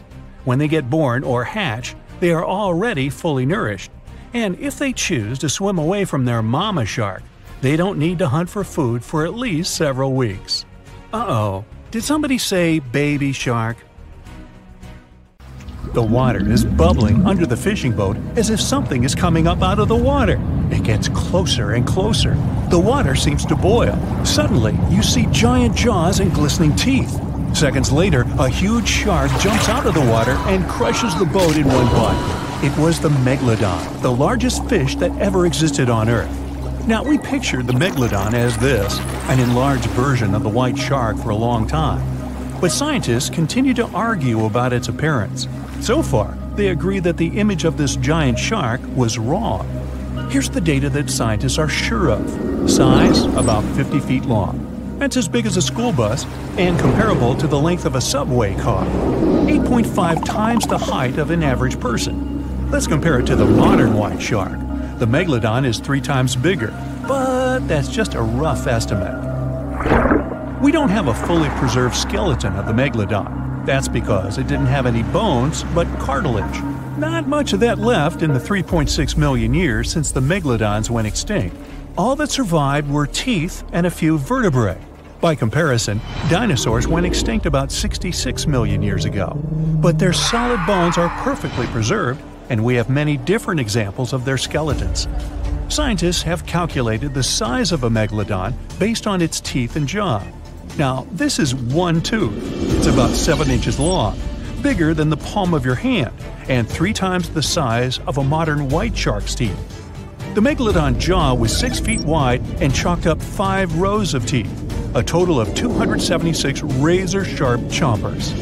The other preserved remains are the vertebral column. It consists of 150 vertebrae, each 6 inches wide.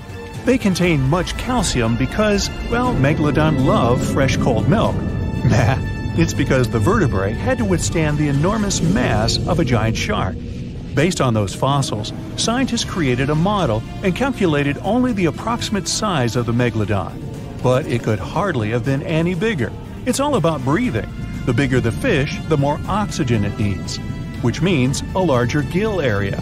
That's the organ that filters the water and collects oxygen. If the megalodon were any larger, it would have trouble breathing. So, scientists believe that 50 feet is the maximum size of an individual. On average, they were a few feet smaller. Whew. Now, let's talk weight. On average, one megalodon weighed about 30 to 35 tons. By comparison, a white shark weighs 1 ton, which is 30 times less. Hey, trust me. A school bus is 4 times lighter at 7.5 tons. The weight of a megalodon can be compared to an empty Boeing 737. But the modern blue whale beats the megalodon in size and weight. 98 feet long versus 50, almost twice as long. Blue whale's weight is about 180 tons. That's like 6 megalodons or 6 passenger planes, or like 33 adult elephants. Hey, don't you love the comparisons? Now, about the appearance of the megalodon. Scientists believe it didn't look like a white shark. The megalodon belongs to a different fish family and most likely looked like a giant sand tiger shark. Flattened snout, small eyes. Its dorsal fin is moved backwards. The sand shark has two dorsal fins about the same size. The coloration is light brown with a white belly. It may have had brown-red spots like a sand shark all over its body. We used to think of the megalodon as something scary from the first finds of its fossils. That was back in the Renaissance era. People found some teeth in the rocks. At first, these teeth were thought to be the tongues of dragons or snakes. And here's the first drawing of what the owner of these teeth supposedly looked like. A massive snout with a scary nose and a bunch of razor-sharp teeth. We also have the evidence that megalodons were brutal hunters, kings of the food chain. The first combat tool in their arsenal was the battering ram. The megalodon was a slow swimmer, though. It could only accelerate up to 11 miles per hour. In comparison, the modern white shark can reach 35 miles per hour in a dash for its meal. The fastest human swimmer could only go 6 miles per hour. Well, good luck with that. But the megalodon had incredible mass. Though slow, its battering ram had tremendous power. The megalodon would take its prey by surprise. It had only one chance to hit it.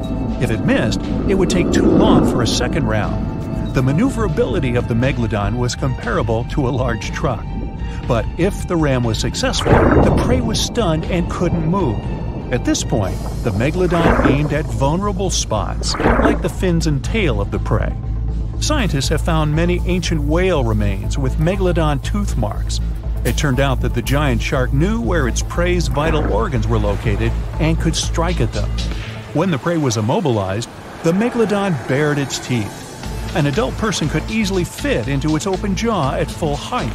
And according to various estimates, the bite force of the megalodon was almost 11 tons. Now imagine the weight of 3 SUVs concentrated at the tip of a sharp tooth. That's 9 times the power of the largest white shark bite, and 6 times the power of the modern record holder for biting, the saltwater crocodile.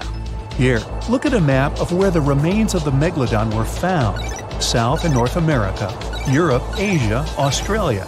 It was the master of all seas and was comfortable anywhere on our planet. We've even found some remains of the giant shark in freshwater sediments. Perhaps it wasn't afraid to enter rivers to hunt. Now, other scientists say that maybe the megalodon wasn't even a predator, all because of its size. It couldn't swim fast. It couldn't even make short dashes like the white shark.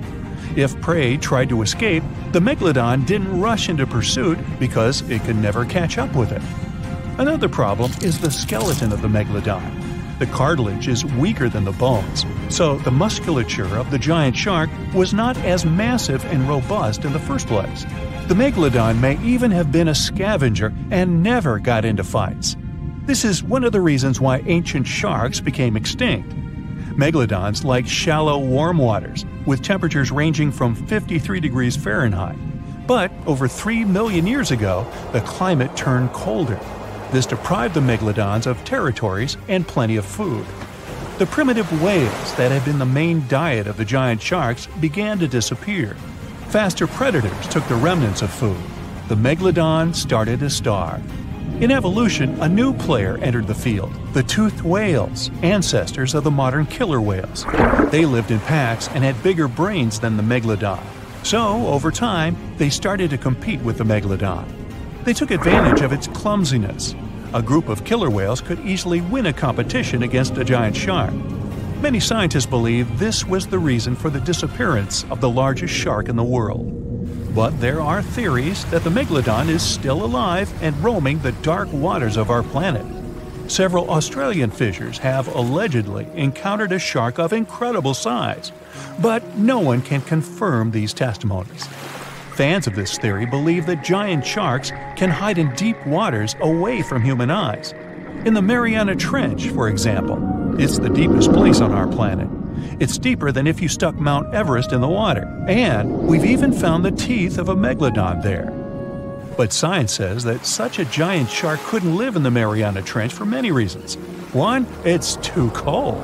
The megalodon was probably a cold-blooded fish, so it had to use the warmth of its environment to survive. But the water in the Mariana Trench is cold, about 40 degrees Fahrenheit. That's because the deeper down, the less sunlight gets in there. The second reason is pressure. Every 30 feet deep increases the pressure by 1 atmosphere. That is, at the depth of 100 feet, the water presses you 3 times harder than you would feel it at the surface. The weak muscles and cartilage of the megalodon wouldn't allow it to dive too deep into the Mariana Trench. And, most importantly, food. The farther from the ocean's surface, the fewer living organisms. Megalodons used to eat primitive whales, ranging from 10 to 20 feet. Small fish only inhabit the Mariana Trench. A megalodon would never be able to catch one. And, judging by its size, all the megalodon did was eat and then look for food again. Compare its weight to that of a human. The average human should get about 2,000 calories a day with an average weight of about 180 pounds. The megalodon weighed 470 times that and needed many more calories. So, even all the fish inhabiting the Mariana Trench could hardly feed a megalodon for even a few days. So, all these theories, of course, are not true. But still, it's just smart to be careful out there. Know what I mean? So, you're swimming 2 miles down at the bottom of the ocean. Don't ask me how, just play along. It's cold and the pressure is intense. No fish in sight. Then you notice a green shiny thing. It's a cookie cutter shark. Its neck glows in the dark to attract fish and other delicious treats.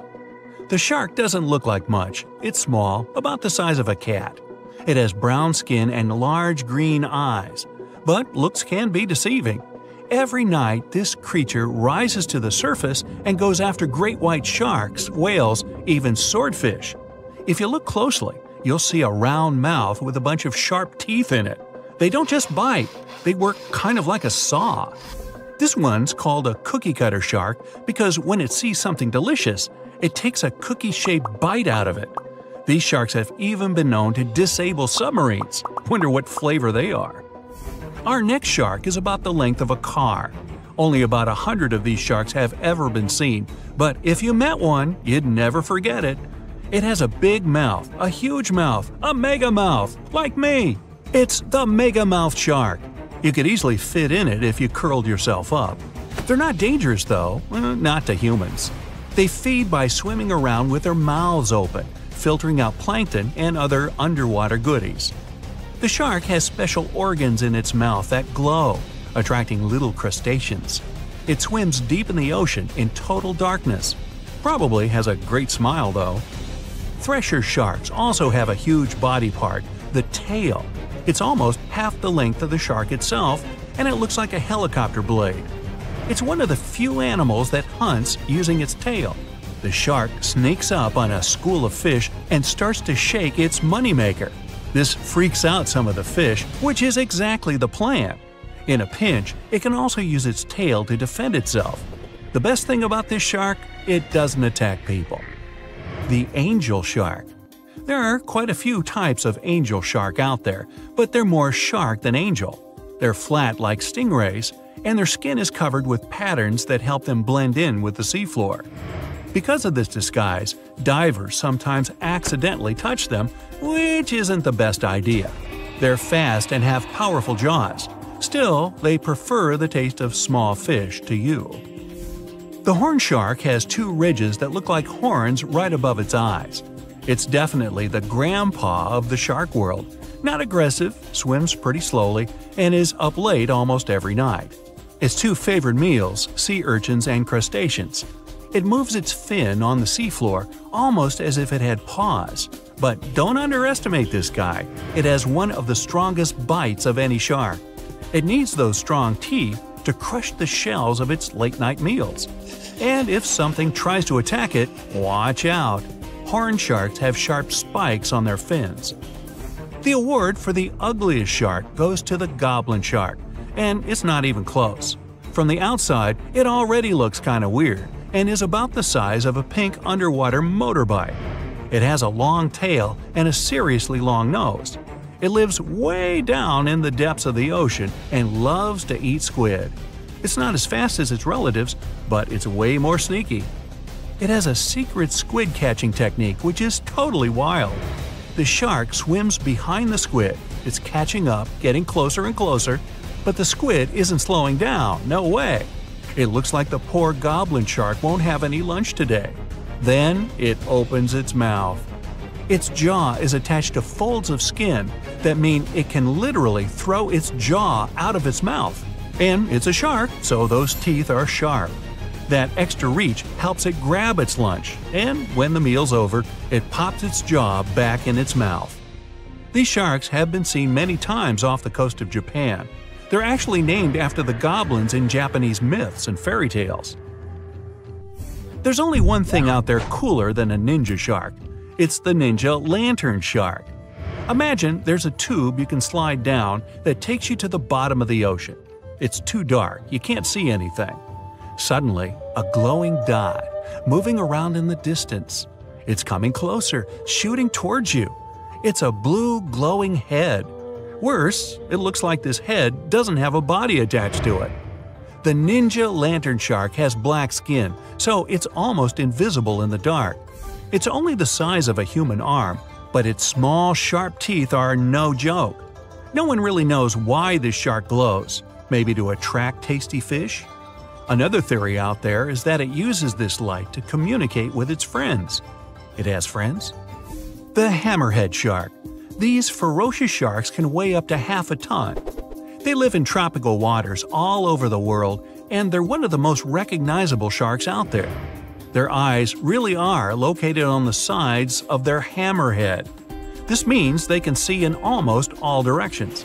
They even have special neck muscles to lift their head up and down just to see that little bit better. Their favorite food? Stingrays. You know, those flat things that swim along the seafloor, camouflaged to look like sand and bits of rock. Stingrays get by blending in with their surroundings. Danger mostly just swims by. But the hammerhead's eyes see everything. Uh-oh. Great white sharks, hammerheads, and other large sharks live for about 25 years. But one shark can live much, much longer. The Greenland shark can live anywhere from 300 to 500 years.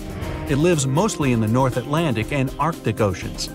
It loves to swim deep down where it's dark, so it uses its nose to sniff out food. Since it spends so much time down there, it's figured out how to withstand the strong pressure. It's one of the oldest living, largest, and slowest fish on Earth. Just imagine, you're on an Arctic cruise and you see one of these sharks moving slowly through the freezing cold water. It might be 400 years older than you. Most sharks are omnivorous. They can go after dolphins, other sharks, crabs, sea urchins, smaller or even larger fish, hot dogs. Kidding about the hot dogs. But the bonnethead shark is a bit different. It eats algae for about half its meals. It's actually related to the hammerhead shark, but its head looks more like a shovel. Can you dig it? If you see this guy swimming around, you might think it's a sea snake or a huge water worm. Frilled sharks like to swim way down at the bottom of the ocean, like a lot of sharks. When they're chasing something delicious, they move kind of like a snake. And just like a snake, they like to gulp down their lunch all in one piece. But that doesn't mean they don't have teeth. They have about 200 nice and sharp ones. The saw shark has a long, flat, and seriously spiky nose. Those teeth on its nose never stop growing. Each tooth is equipped with electric receptors to help the saw shark feel around for nearby fish, like a ship's radar. When dinner's nearby, the shark swims up and strikes with its nose, waving it around like a knight showing off his skills. Meanwhile, you won't have time to blink if this guy floats past. Did you see it? How about now? Meet the fastest shark in the world, the short-fin mako shark. It can swim up to 35 miles per hour. That doesn't seem that quick on land, but underwater, that's fast. Slower than a cheetah, but faster than most dogs. It's warm-blooded, which is super rare for a shark. That helps it swim to cold and distant places where an ordinary shark simply wouldn't survive. The swordfish goes much faster. It can swim up to 60 miles per hour. It's not a shark, but it's still an amazing creature. In a race, the swordfish will usually come out on top, but it's not just fast, It's ingeniously fast. It has a gland next to its nose that pumps out a special oil. This oil spreads through its nose and comes out through tiny holes. This special oil is waterproof, which lets the swordfish glide through the water at high speed. Hello, distinguished guests, and welcome to Aquarium Bright. Here, you will get to see the most dangerous sea and ocean creatures. But don't let what I said mislead you. It's very well possible for you to come across one of these underwater animals during a walk on the beach. So, take a look at them carefully now, and you might just avoid a disaster. Is it fish or is it stone? What you're looking at is commonly known as the stonefish, but its fancier names include the Dornorn and the Sinancia. If you're into diving and observing the underwater, you might already have come across one without noticing. Its appearance makes it almost impossible to distinguish it from a real stone due to its gray coloration and mottled appearance, especially if you're wearing fogged snorkel goggles, so you better pay attention because otherwise the consequences can be unfortunate since stonefish are the most venomous fish known. Although some types of stonefishes are known to live in rivers, and most of them are found in coral reefs near the tropical Pacific and Indian Oceans. Their needle-like dorsal fin spines stick up when they're disturbed or threatened and inject the poison they contain. The most common reason why stonefish stings occur is swimmers stepping on them without realizing it. However, you don't need to be in the water to get stung. Since they can survive out of the water for up to 24 hours, you'll have to watch where you step when you're at the beach as well. Those who got stung by stonefish describe their experience to be extremely distressing. Their venom can result in infection, and in some cases, it is known to cause shock and paralysis. It might come as a bit of a shock, but despite its bad reputation, stonefish is edible if it's prepared properly. When the fish is heated, its venom breaks down. And if the dorsal fins, which are the main source of its venom, are removed, raw stonefish is served as part of sashimi too. This creature might look like it came out of a science fiction movie, but it's very much real. Say hello to the blue-ringed octopuses. Don't be deceived by their small size, which can range between 5 to 8 inches including their arms, because they're packed with venom to cause great damage to as many as 26 people within minutes. Just like stonefishes, blue-ringed octopuses are found in the Pacific and Indian Oceans, from Japan to Australia. They typically live on coral reefs and rocky areas of the seafloor. Some may also be found in tide pools, seagrass, and algal beds. Blue-ringed octopuses are not aggressive in nature. When they're not seeking food such as crabs or shrimps, or searching for a mate, they often hide in marine debris, shells, or crevices. It's only if they're provoked, cornered, or handled that they get dangerous to humans. When they're threatened, they turn bright yellow or blue iridescent rings appear all over their body as a warning display towards the potential predators. Their bites usually come unnoticed, so you might not be able to realize you're bitten until it's too late. The venom of a blue-ringed octopus can cause dizziness and loss of senses and motor skills, and ultimately, paralysis. So, better try to keep your hands to yourself and back away in a hurry if you see one. Nope, it's not a flower bouquet, so don't try to pick and smell one of those pink tube-like things. What's standing before your eyes is a marine animal called a flower urchin. It may look gorgeous, but don't let the looks deceive you. It was named the most dangerous sea urchin in the 2014 Guinness World Records. Flower urchins inhabit the tropical areas of the Indo-West Pacific and are found among coral reefs, rocks, sand, and seagrass beds at depths of 0 to 295 feet. The most noticeable feature of them is their pedicularia, which are claw-shaped defensive organs that are also found in sea stars. What makes flower urchins differ from any other sea urchin is the fact that their pedicularia is, as the name suggests, flower-like, and usually pinkish-white to yellowish-white in color, with a central purple dot. Hidden underneath those flowers, they possess short and blunt spines. Although many sea urchins deliver their venom through such spines, flower urchins deliver their venom through their pedicularia, or flowers. If they're undisturbed, the tips of these flowers are usually expanded into round, cup-like shapes. On their surface, they possess tiny sensors with which they can detect threats, and once they contact such threats, these flowers immediately snap shut and start injecting venom. What's weird is that the little claws of the flowers can sometimes break off from their stalks, stick to the point of contact, and continue injecting venom for hours into whoever touched it. Yeesh! Looks like a giant puddle of melted strawberry ice cream, right? You wish. It's a lion's mane jellyfish, which is also called giant jellyfish, Arctic red jellyfish, or hairy jelly. They're known to prefer cool water. That's why they can mostly be found in the Arctic, northern Atlantic, and northern Pacific Oceans. But it's possible to spot them around the British Isles or in the Scandinavian waters too. Lion's mane jellyfish are one of the largest known species of jellyfish. They get their name from their long, flowing hair-like tentacles and can reach lengths up to 10 feet. And although the average bell diameter of a lion's mane jellyfish is around 20 inches, they can sometimes attain a diameter of over 7 feet. The largest lion's mane jellyfish recorded was seen in 1865 off the coast of Massachusetts.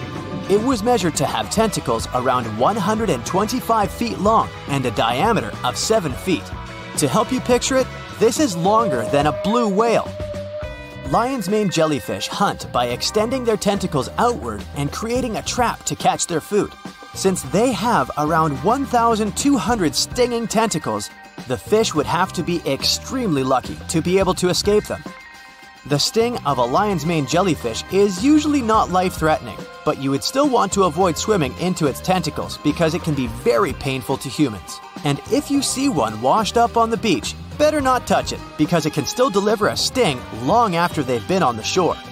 Fun fact, the lion's mane jellyfish appears in the Sherlock Holmes story, The Adventure of the Lion's Mane, as a suspect. But don't worry, we won't give you any spoilers. The last marine animal you're seeing now is a sea snake, and yes, they are different from eels. There are 69 identified species of sea snakes. Most of them can be found in the tropical and subtropical waters of the Indian and Pacific Oceans, and they have been around for millions of years. To make things easier, scientists have separated all different species of sea snakes into two categories: true sea snakes and sea kraits. Whereas true sea snakes spend almost all their time at sea, sea kraits can spend some time on land as well. If you see a snake on the beach, you can tell whether it's a land or sea snake by looking at its tail. If it's paddle-like, then that's a sea snake you got there, but make sure to keep your distance in both cases. All sea snakes need to surface regularly to breathe since they have no gills. That's why you can come across one while swimming. If that happens, you better swim away as fast as you can because most sea snakes have more venom than the average cobra or rattlesnake. However, since they only attack if provoked, bites are quite rare. One more cool fact about sea snakes: they are the only reptiles to give birth in the oceans. The majority of sea snakes keep the eggs within themselves and give birth to nearly fully formed snakes while swimming. That's except for the yellow-lipped sea krait though. They come onto land to lay eggs of their little ones. Remember the stonefish from the beginning of our tour? They're hunted by sea snakes. Blame the food chain.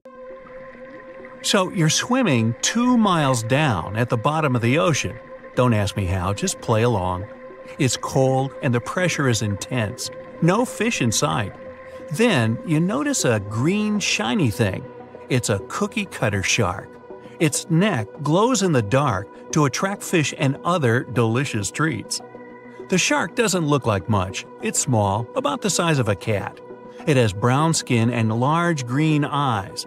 But looks can be deceiving. Every night, this creature rises to the surface and goes after great white sharks, whales, even swordfish.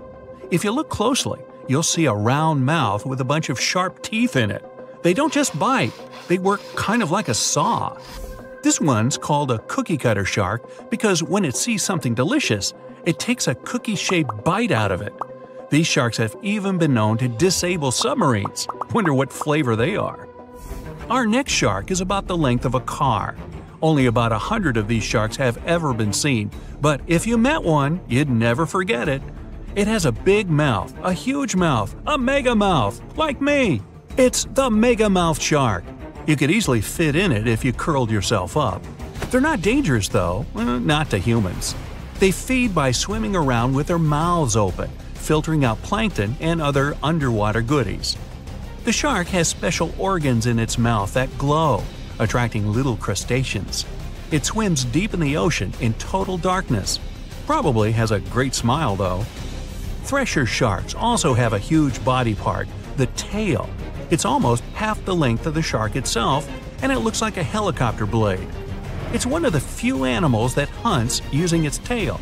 The shark sneaks up on a school of fish and starts to shake its moneymaker. This freaks out some of the fish, which is exactly the plan. In a pinch, it can also use its tail to defend itself. The best thing about this shark, it doesn't attack people. The angel shark. There are quite a few types of angel shark out there, but they're more shark than angel. They're flat like stingrays, and their skin is covered with patterns that help them blend in with the seafloor. Because of this disguise, divers sometimes accidentally touch them, which isn't the best idea. They're fast and have powerful jaws.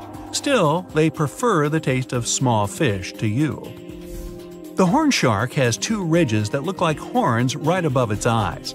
It's definitely the grandpa of the shark world. Not aggressive, swims pretty slowly, and is up late almost every night. Its two favorite meals, sea urchins and crustaceans.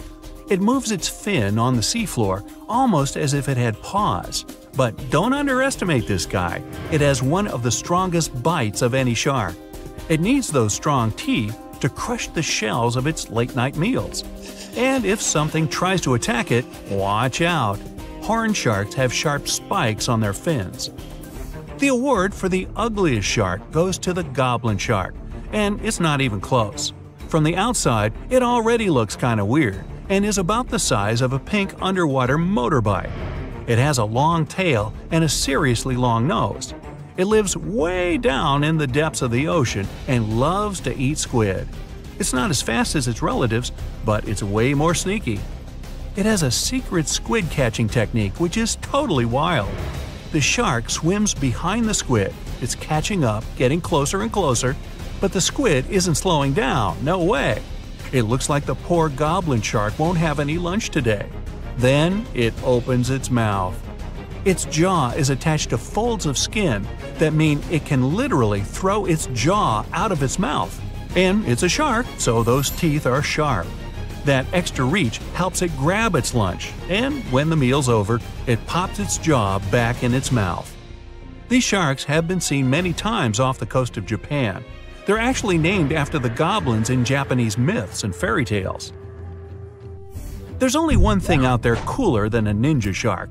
It's the ninja lantern shark.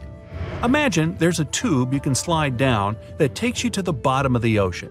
It's too dark, you can't see anything. Suddenly, a glowing dot, moving around in the distance. It's coming closer, shooting towards you. It's a blue glowing head. Worse, it looks like this head doesn't have a body attached to it. The ninja lantern shark has black skin, so it's almost invisible in the dark. It's only the size of a human arm, but its small, sharp teeth are no joke. No one really knows why this shark glows. Maybe to attract tasty fish? Another theory out there is that it uses this light to communicate with its friends. It has friends? The hammerhead shark. These ferocious sharks can weigh up to half a ton. They live in tropical waters all over the world, and they're one of the most recognizable sharks out there. Their eyes really are located on the sides of their hammerhead. This means they can see in almost all directions. They even have special neck muscles to lift their head up and down just to see that little bit better. Their favorite food? Stingrays. You know, those flat things that swim along the seafloor, camouflaged to look like sand and bits of rock. Stingrays get by blending in with their surroundings. Danger mostly just swims by. But the hammerhead's eyes see everything. Uh-oh. Great white sharks, hammerheads, and other large sharks live for about 25 years. But one shark can live much, much longer. The Greenland shark can live anywhere from 300 to 500 years. It lives mostly in the North Atlantic and Arctic oceans. It loves to swim deep down where it's dark, so it uses its nose to sniff out food. Since it spends so much time down there, it's figured out how to withstand the strong pressure. It's one of the oldest living, largest, and slowest fish on Earth. Just imagine, you're on an Arctic cruise and you see one of these sharks moving slowly through the freezing cold water. It might be 400 years older than you. Most sharks are omnivorous. They can go after dolphins, other sharks, crabs, sea urchins, smaller or even larger fish, hot dogs. Kidding about the hot dogs. But the bonnethead shark is a bit different. It eats algae for about half its meals. It's actually related to the hammerhead shark, but its head looks more like a shovel. Can you dig it? If you see this guy swimming around, you might think it's a sea snake or a huge water worm. Frilled sharks like to swim way down at the bottom of the ocean, like a lot of sharks. When they're chasing something delicious, they move kind of like a snake. And just like a snake, they like to gulp down their lunch all in one piece. But that doesn't mean they don't have teeth. They have about 200 nice and sharp ones. The saw shark has a long, flat, and seriously spiky nose. Those teeth on its nose never stop growing. Each tooth is equipped with electric receptors to help the saw shark feel around for nearby fish, like a ship's radar. When dinner's nearby, the shark swims up and strikes with its nose, waving it around like a knight showing off his skills. Meanwhile, you won't have time to blink if this guy floats past. Did you see it? How about now? Meet the fastest shark in the world, the short-fin mako shark. It can swim up to 35 miles per hour. That doesn't seem that quick on land, but underwater, that's fast. Slower than a cheetah, but faster than most dogs. It's warm-blooded, which is super rare for a shark. That helps it swim to cold and distant places where an ordinary shark simply wouldn't survive. The swordfish goes much faster. It can swim up to 60 miles per hour. It's not a shark, but it's still an amazing creature. In a race, the swordfish will usually come out on top, but it's not just fast, it's ingeniously fast. It has a gland next to its nose that pumps out a special oil. This oil spreads through its nose and comes out through tiny holes. This special oil is waterproof, which lets the swordfish glide through the water at high speed. Hey, let's take a deep dive into ocean waters to see which of these creepy-looking animals are our friends. We're swimming in the tropical waters of Naninabalava Island near Fiji. Can you see those giant creatures the size of a Volkswagen Beetle? Those are manta rays. They've got a long whip-like tail and large flat diamond bodies. There are two species of manta rays, the reef manta ray and the giant manta ray. They belong to the same family as sharks, but they only have small teeth in their lower jaw. They feed on zooplankton, tiny fish, and crustaceans. Manta rays are social animals, and they like people. Once you let them come close to you, they'll swim around you to observe you. Don't chase them though, because they're super fast swimmers. Their name translates to cloak or blanket, and out of all sea creatures, they've got the largest brain compared to body weight ratio. These fellas can recognize themselves in a mirror. The Asian sheepshead wrasse follows. Even if it seems unsightly, it's one of the friendliest fish you'll come across in the shallow waters of Japan, China, and Korea. It has protrusions on both its jaw and head. It likes to hide in its anemone, and it's usually scared to go out even at 40 inches long. One of these fellows developed a friendship with a Japanese scuba diver 30 years ago. When the diver found the fish, it was injured, and he helped it recover. The diver had been the caretaker of an underwater Shinto shrine. He calls the fish by hitting the underwater bell. Time to go swimming with the largest fish in the world, the whale shark. Though these creatures are sharks, they have a lot in common with whales. They can live for 100 years, though they've got tiny brains. They're indifferent to humans. These fellas don't care about anything they can't eat. And unlike other shark species, they won't bite you. Whale sharks are filter feeders. They do have teeth, 3,000 of them, but they don't use them. They've got a massive mouth, like me, but their throat is only the size of a quarter.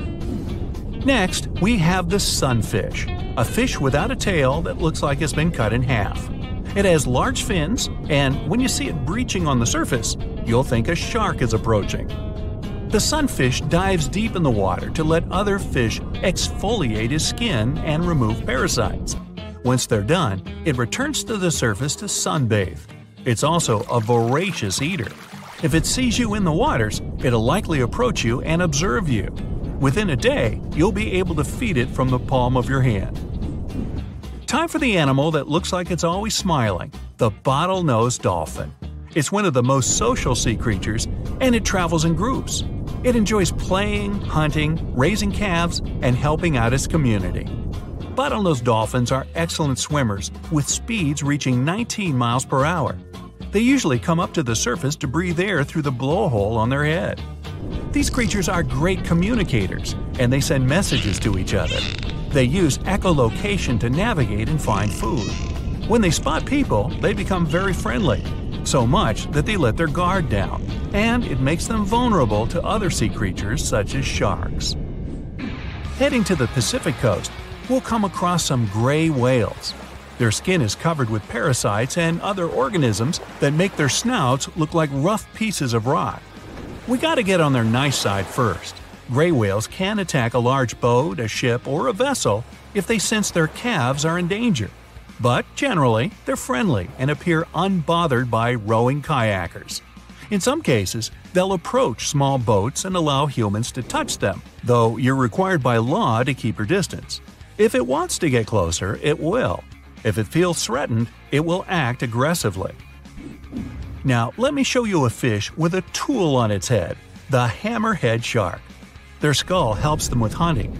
Their eyes are placed on the hammer's outer edges and gives them a 360-degree vertical view. But they've got a blind spot in front of their nose. Their heads are like metal detectors. Most of what they want is below the sand surface. So they lightly dip their heads in the sand and sweep up whatever is under there. You'll see them in temperate and tropical waters, both near the shorelines and offshore. They usually move in groups. They're mostly harmless to humans and divers, but there have been a few occasions where they got aggressive. But before they do, they'll give you a bunch of warning signs, and divers know how to handle them. Now, I'll show you something kind of smaller, the sea lion. These creatures are a bit tricky. They're playful, aggressive, arrogant, smart, and above all, curious. Sea lions can't breathe underwater, but they can dive almost 1,000 feet deep, and they can hold their breath for a long time. They take in air through their nose, and once they dip their heads in the waters, their nostrils slam shut. If they spot humans at the beach, they'll stay away and wait for them to leave. Wild sea lions aren't the friendliest to anyone, especially if they feel threatened. The approachable ones have been trained in captivity. Beluga whales are next. They're white with bulgy heads, and they're amongst the most social and loudest you'll ever meet. Their upwards-facing mouths make them look like they're smiling. When beluga whales are born, they're a dark gray shade. It takes 8 years for their skin to turn white. They can change the shape of their heads by blowing air around their sinuses. Beluga whales love humans. Once they make human friends, they don't want to leave. Even though they're wild animals, they become too entrusting with people. Marine biologists suggest staying away for their safety. Have you heard of sea cows? Those are actually called manatees. You'll see some in rivers and others in the ocean. Even though they're large, they usually stay in shallow coastal areas, munching on seagrass, leaves, and algae. Manatees bring their heads to the surface every 4 minutes or so to breathe, but they can hold their breath longer than that. They're slow travelers, and even if they aren't as smart as dolphins, they can understand colors. These fellas are gentle giants, and they like to approach humans searching for warmth. Next, we've got the basking shark, the second largest shark in the world. Their mouth is their most impressive feature, like me, since it can open more than 3 feet wide. Okay, you win. These creatures have an intimidating appearance. But despite their size, they're harmless to humans, and divers swim with them. They're very social and can form schools of 100 individuals. They swim near the water surface, filter feeding on plankton. They too have a bunch of teeth that they don't use. Do you know which creature can sing loud songs for 30 minutes? I know, berry manatee. That might be before your time. Actually, it's the humpback whale. Scientists aren't sure why they make those low howls and noises. They might be trying to communicate with others to attract mates. You'll see them near coastlines, feeding on tiny food, and they use their flukes to propel through the water. Humpback whales are less friendly than gray whales because they're very cautious. But they're the heroes of the ocean. They try to save other animals from orcas, and experts say they're capable of decision-making and problem-solving. On one occasion, a humpback whale jumped in to save a whale biologist from a tiger shark. Now, let's try to spot the expert in disguise, the Caribbean reef octopus. The specialized color cells help it blend in with the sand and ocean rock's rough texture. But Caribbean reef octopuses are loners, and they like to get around on their own. This creature is also teeny tiny. It can grow almost 5 inches, and with their legs getting as long as the average person's foot.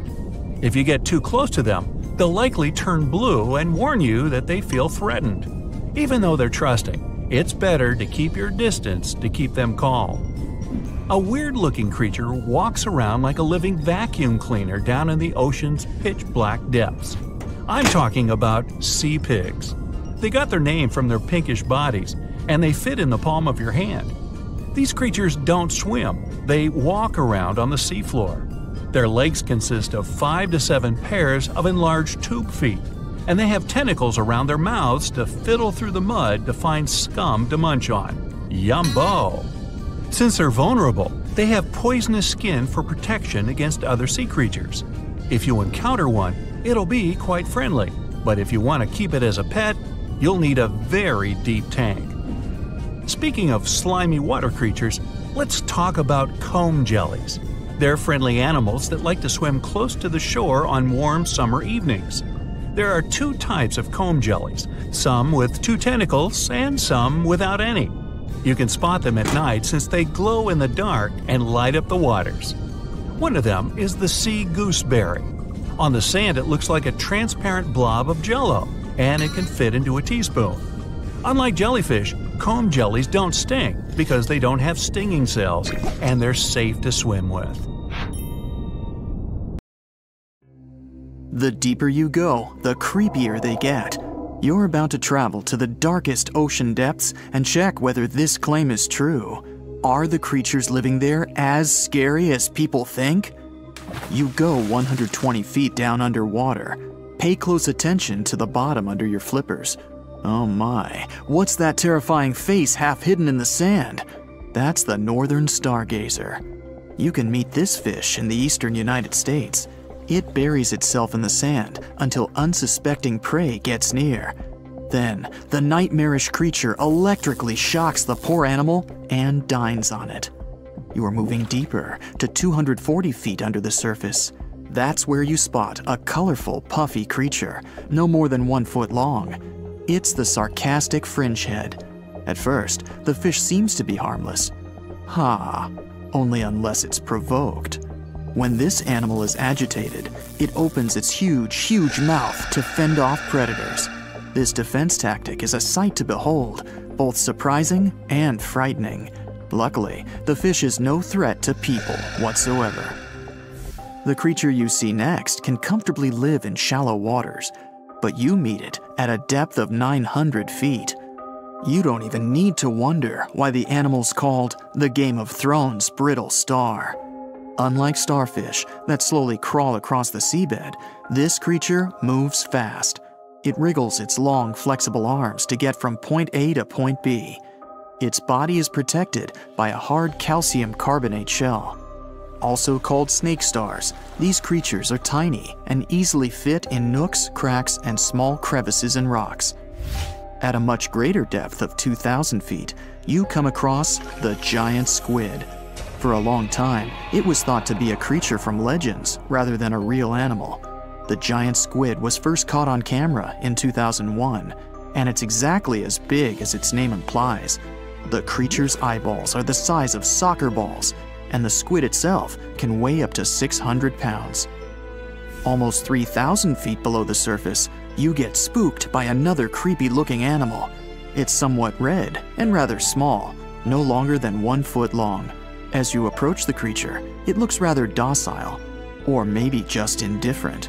The vampire squid, that's the animal's name, looks like an umbrella with tentacles. It doesn't even produce ink, so you leave it alone. Soon after that, at a depth of 3,200 feet, you meet the cookie cutter shark. This creature is a parasite. It attaches itself to big fishes, dolphins, whales, and sometimes even people. Then, using its neatly arranged serrated teeth, it gouges out cookie-sized pieces of meat. This nasty glowing animal doesn't grow larger than 20 inches and lives in the ocean twilight zone. At a depth of 3,300 feet, the light becomes a rare and valuable thing. The animals living that far away from the surface have to evolve unusual features to survive. That's how the barrel-eye fish ended up with a transparent head and 2 super-sensitive barrel-shaped eyes. Right now, pretty much like always, they're pointed upward, allowing the fish to see potential prey and you. Almost 4,000 feet below the surface, you see something droopy and saggy. The blobfish doesn't have a skeleton or any muscle. Its jelly-like flesh lets the creature survive incredible water pressure. Despite its appearance, the blobfish is an ambush predator. It usually lies very still on the bottom, waiting for unsuspecting prey to swim by. You go a bit deeper and spot a creature that looks particularly ghastly. The goblin shark senses prey with its snout. The creature's terrifying jaws are attached to elastic ligaments. When some animal comes too close, the shark catapults its mouth forward to catch it. If your mouth could do the same, you would be able to eat things dangling 7 inches away from your face. Even deeper than that, at 5,000 feet, you notice another member of the shark family. The frilled shark looks like an overgrown eel, but its gills are lined with red fringe at the edges, hence the name. The creature's horrifying mouth has 25 rows of razor-sharp backward-facing teeth, 300 in total. The shark prefers to hover in the water, waiting for its prey to come closer. Then, it charges at it like a snake. Suddenly, you see something glow brightly like an electric bulb. But after coming closer, you recoil in horror. The creature looks like an upgraded eel equipped with oversized teeth. That's the deep-sea dragonfish that can live at a depth of 6,000 feet. Chemical processes going on inside the fish's body produce an eerie red glow. This glow is used to communicate with other fish. At the same depth, you meet another deep-sea inhabitant. Its most prominent feature is its huge mouth. Thanks to it, the gulper eel can swallow its prey whole. Its stomach can expand to a terrifying size when it needs to fit something large. At a depth of 6,600 feet, you come across an angry-looking creature with a fishing rod over its head. It's the deep-sea anglerfish. The animal has an unusual dorsal spine, even though it's worn only by females. It protrudes above their mouth and has a lure on its tip, some luminous flesh that baits prey. The anglerfish has such a big mouth and its body is so pliable that it can swallow animals twice its own size. You're 7,000 feet down when you see another fish that's glowing in the dark. The black dragonfish is a sly creature. It has its light-producing organs arranged along its belly. The spooky creature also has gleaming flashlights next to its eyes. They help the animal find prey and attract potential mates. At the same depth, you also spot an enormous pill bug. But unlike the critter you can find in your garden, this one is at least 20 inches long. That's the giant isopod, and it is, indeed, related to the roly-poly, as well as crabs and shrimps. These creatures may look somewhat scary, but they're harmless. They feast on other deep-sea animals only after those have passed away. At a depth of 13,000 feet, you notice the ocean floor has become a bit fluffy. That's because it's covered with zombie worms. These creatures rarely grow to be more than 2 inches long, and still, they can break down fairly large animals, so strong the acid they produce is. The worms' feathery appearance makes them look like plants, but the truth is, these creatures munch on rock-hard bones of the world's largest animals, such as whales. The grid-eye fish almost scares you out of your mind soon after that. This creature has a pair of large greenish oval plates on the top of its head and no eyes whatsoever. Experts believe that these bony membranes detect light coming from predators, saving the fish's life. You're now 3 miles down below the surface, and that's where you spot something bizarre on the bottom. It's definitely a fish, but it's standing on the ocean floor on 3 long, rigid legs. Ah, it's the tripod fish. Curious rather than scary. This creature has adapted to the almost complete darkness by giving up on its vision. It has to rely on vibration and touch to sense prey. And then, the fish uses its fins as hands to transport food directly into its mouth. You don't have time to go any deeper before you spot the faceless fish. This slightly off-putting creature has no eyes, and its mouth, smiling a Mona Lisa smile, is underneath its body. For the first time, the faceless cusk, which is the creature's official name, was seen more than a century ago. The next time it happened was only in 2017. Once you've reached a depth of 6 miles below the surface, you see deep-sea cucumbers. These bizarre creatures are much bigger than their shallow water relatives. They spend most of their time on the sea floor. But if they need to escape predators, they are able to swim away. Deep-sea cucumbers have bright purplish coloring, tiny feet, and tentacles that surround their mouths. Cute. The question is, why do these deep-sea creatures look so scary? Life is very different there, at the bottom. Tremendous water pressure, a lack of food, and constant darkness. You have to adapt to survive in such extreme conditions. It looks like a prehistoric creature that came from the time of dinosaurs. This scary beast is called the basking shark. It can grow up to 39 feet. People have only reported 3 of them in the past 160 years. The last sighting was in 2015, and before that, about 80 years ago. These sharks sometimes rise to the surface to filter out small animals, such as shrimps and other small crustaceans, when they want to have a nice, tasty seafood dinner. But when there isn't enough grub at the surface, they go down to the depths of almost 3,300 feet, where they tend to stay for months, which is something researchers discovered using satellite tags. Tag, you're it! Now, basking sharks like to spend their time in more temperate waters, but they can migrate long distances. They live across the globe, but in warm tropical or subtropical areas, they won't go near the surface because they're not fans of high temperatures. The lion's mane jellyfish is not that rare, but it's fascinating how large it is. It's the biggest among jellyfish species and the longest animal.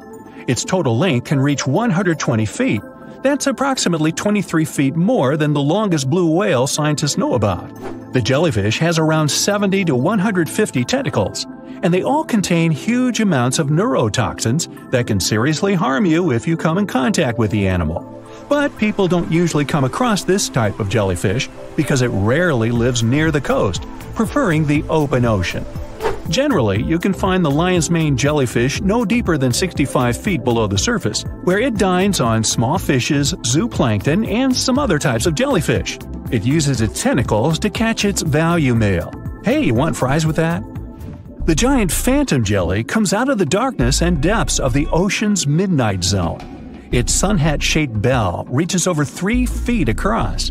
This bell trails 4 ribbon-like mouth arms that can be up to 33 feet long. This quite rare creature uses its mouth arms to catch unfortunate animals swimming around and not knowing what's coming for them. Giant phantom jelly propels itself through the water with periodic pulses coming from its orange head.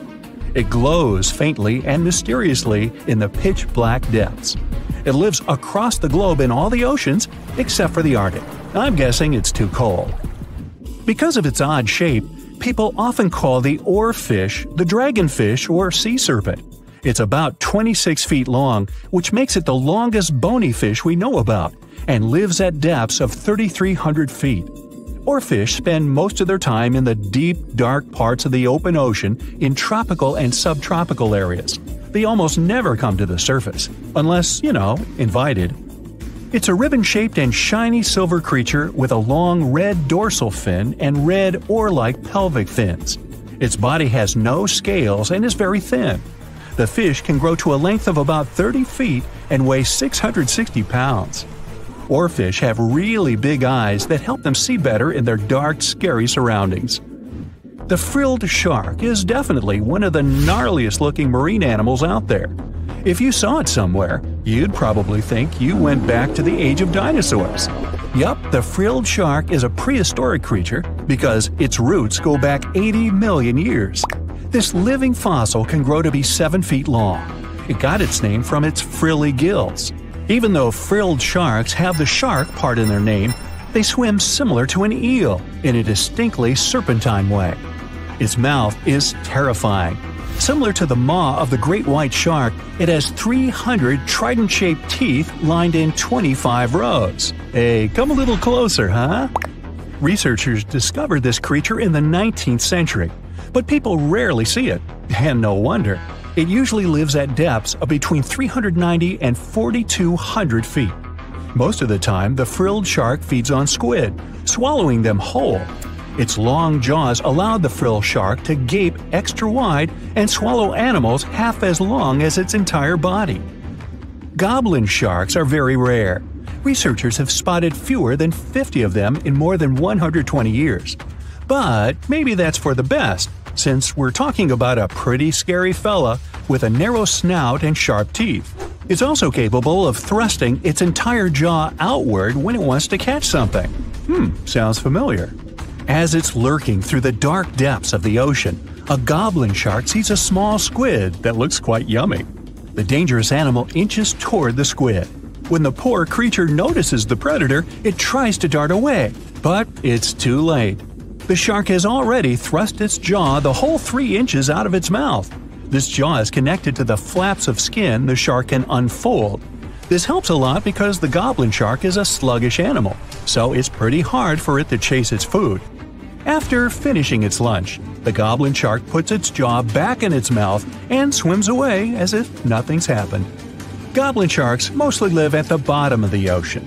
Like many other shark species, they prefer swimming alone. Here's a silver-colored creature with very rough skin. That's the ocean sunfish, with a total length of almost 11 feet. Its other name is mola. The ocean sunfish is the heaviest of all bony fish out there. People sometimes call it a swimming head because of its bizarre appearance. These creatures have such a weird shape because they're born with a back fin that never actually grows. It just folds into itself as the animal matures and creates a rounded rudder. The sunfish is a bit clumsy. It moves with the help of its mighty fins that allow the animal to swim on its side. This marine inhabitant is a solitary creature. It mostly feeds on zooplankton and jellyfish. The spotted wobbegong is one of the world's rarest sharks. It grows to be more than 10 feet long. It may not look as terrifying as some of its shark relatives, but it's pretty good at catching unsuspecting animals swimming past, mostly during the night. The animal has a spiracle, which is why it can breathe while staying still at the bottom of the ocean. It's motionless most of the time, which is why you can barely notice it. Its flat body and large pelvic and pectoral fins blend in with the underwater terrain. That's why they're so good at hiding. This ability helps when these sharks want to protect themselves too. Wobbegong means carpet shark. They usually live close to the ocean floor in coral reefs, on sandy bottoms, and under piers. People have even spotted the shark in the water that is barely deep enough to cover its flattened body. Now, blobfish lack teeth and bones, so they can't actively hunt. Since they don't have much muscle mass, they can barely move around. Hey, I had a roommate like that once. They get their energy from animals they scoop up from the seafloor. They also know how to conserve this energy. That's how it usually goes with deep-sea creatures. They don't have as much food as those animals that swim closer to the surface.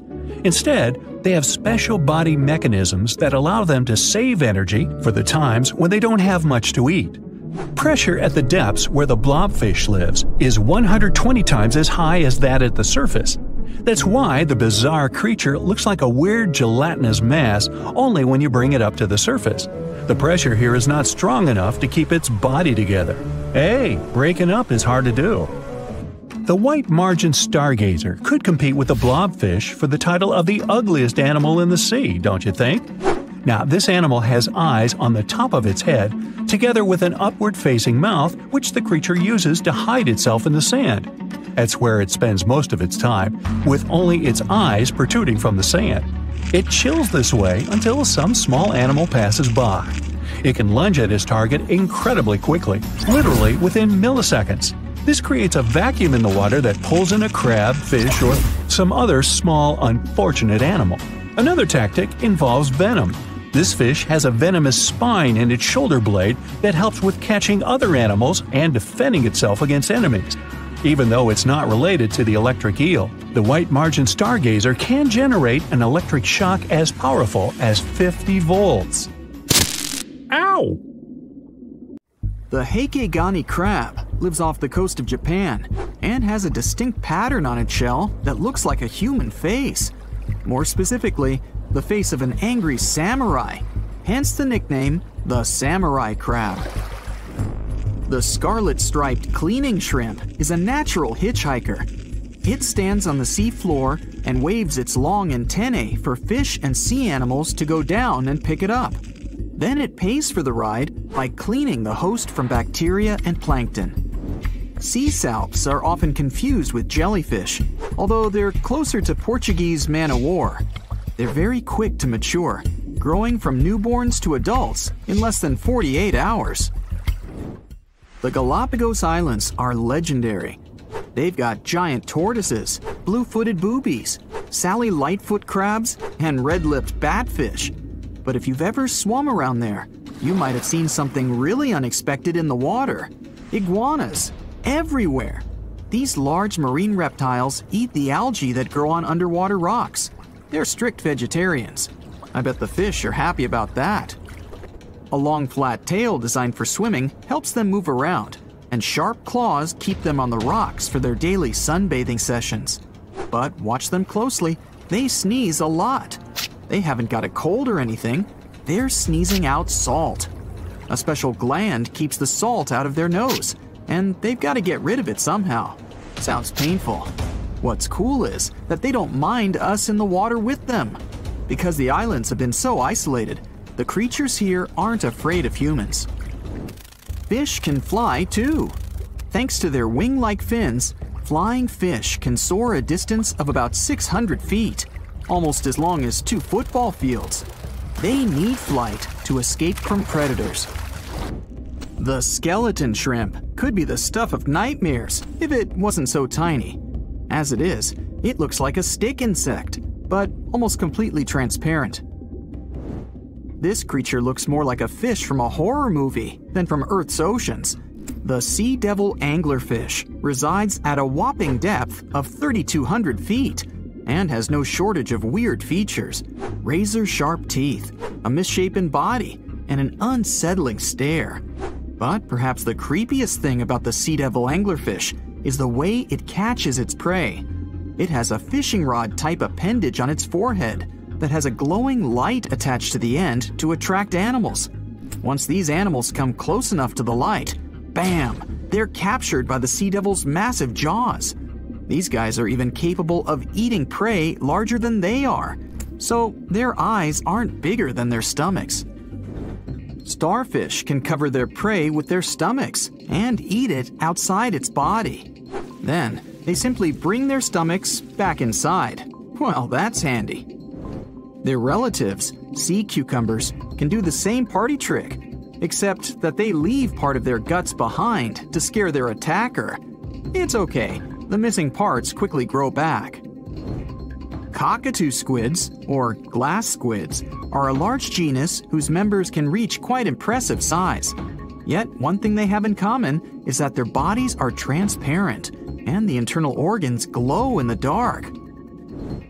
Despite the hairy octopus looking like it's forgotten to comb its hair in the morning, it's actually its skin that's sticking in every direction.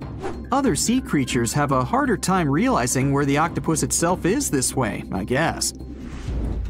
The hairy squat lobster lives in reefs, hiding from its enemies in crevices. If you're lucky to see it, you'll instantly notice the drastic difference between its whitish hairs and vibrant pink and violet claws. If you step on a sea urchin, you're gonna know right away. Look at those spikes.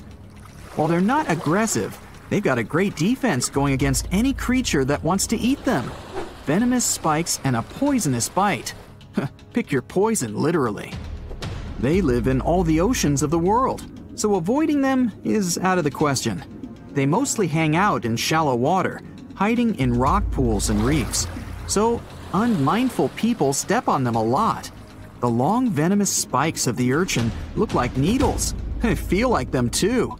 They can go in quite deep, plus they release a strong toxin. So, what's the cure? Remove the spikes quickly and wash with salt water. Sea turtles are constantly crying. They're not sad or anything.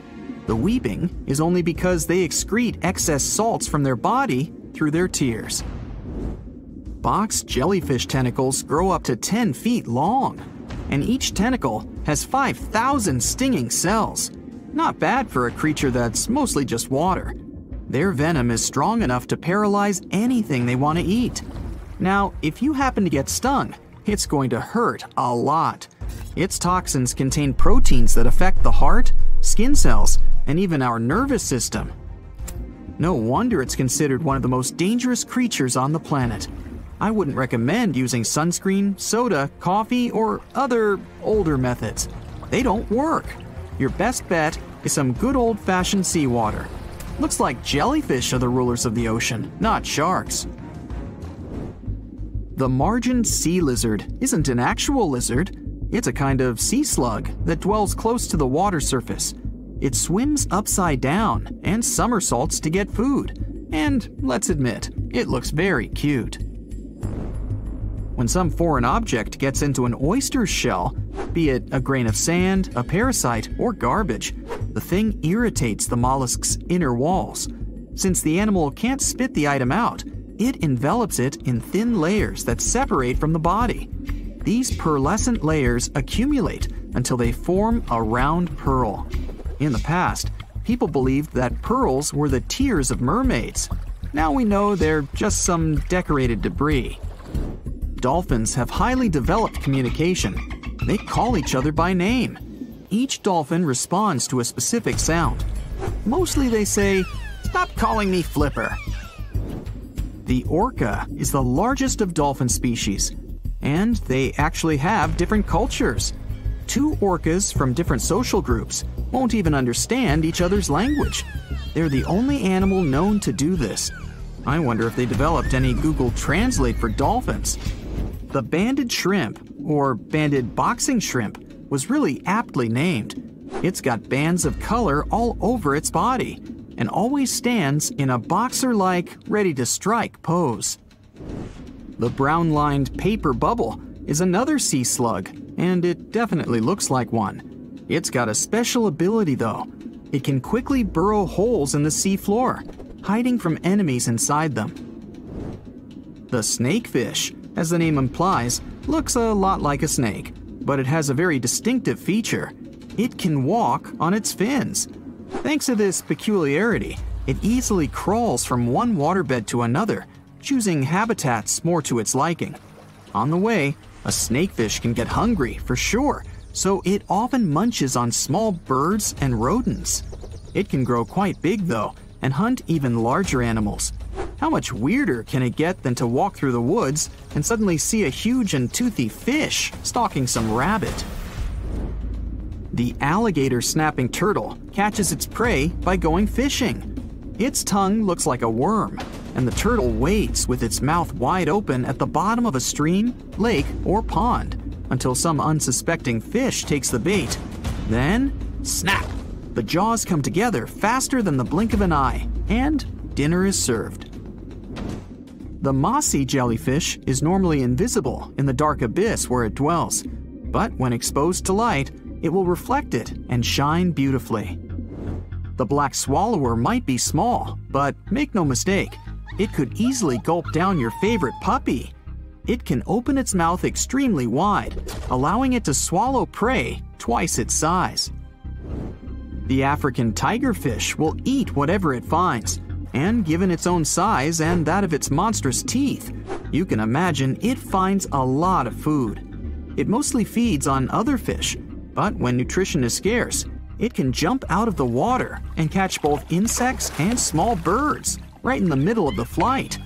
It's not so big as to eat a human, of course, but the name should warn you that it can easily take a bite out of your arm or leg.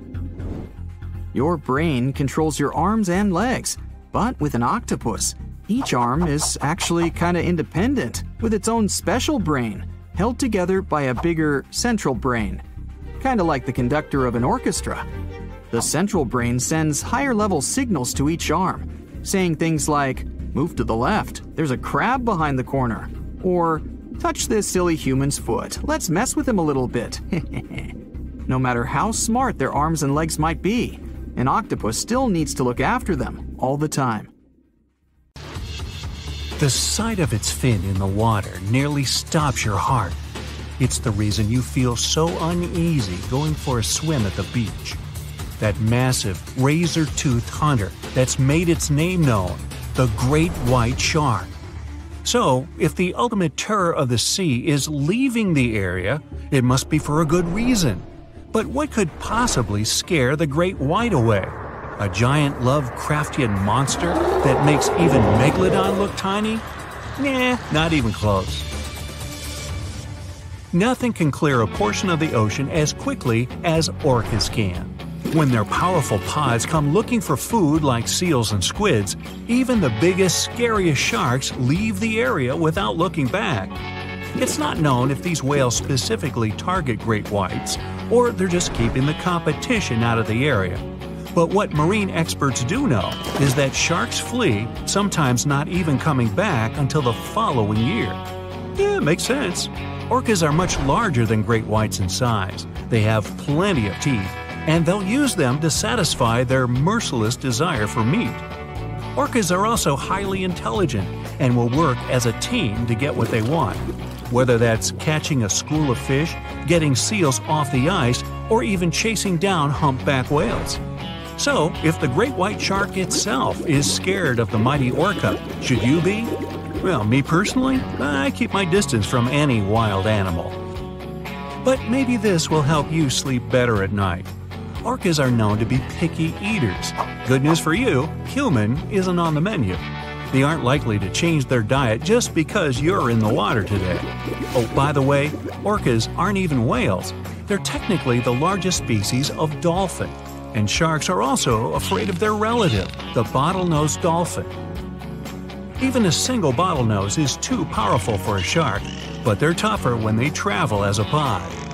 Sharks are easily outmaneuvered by the highly agile marine mammals. They use that blunt snout like a battering ram. This basically annoys the shark so much that it just leaves the area.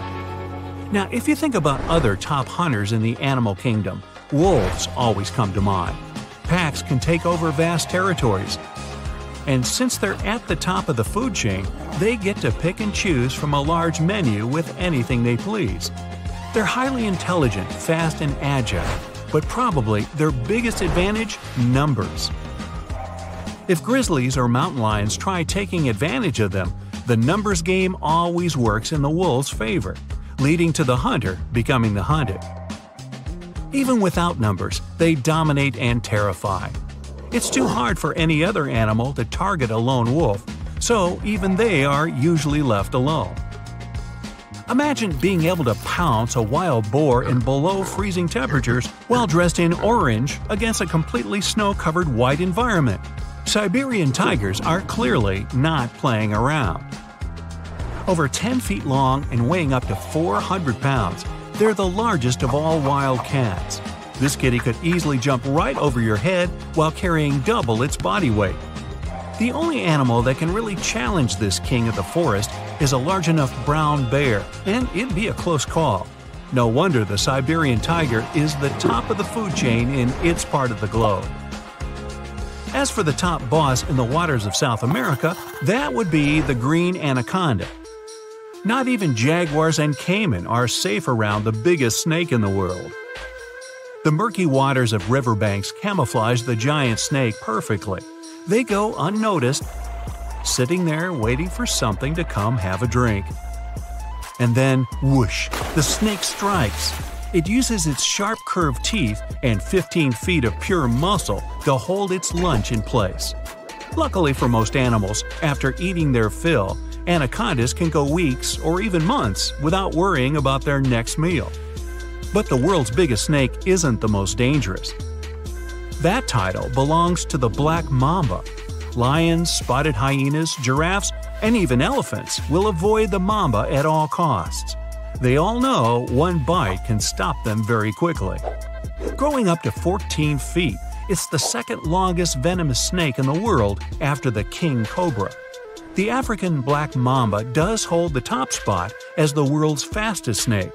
It slithers along going 12 miles per hour. That's about where most treadmills max out.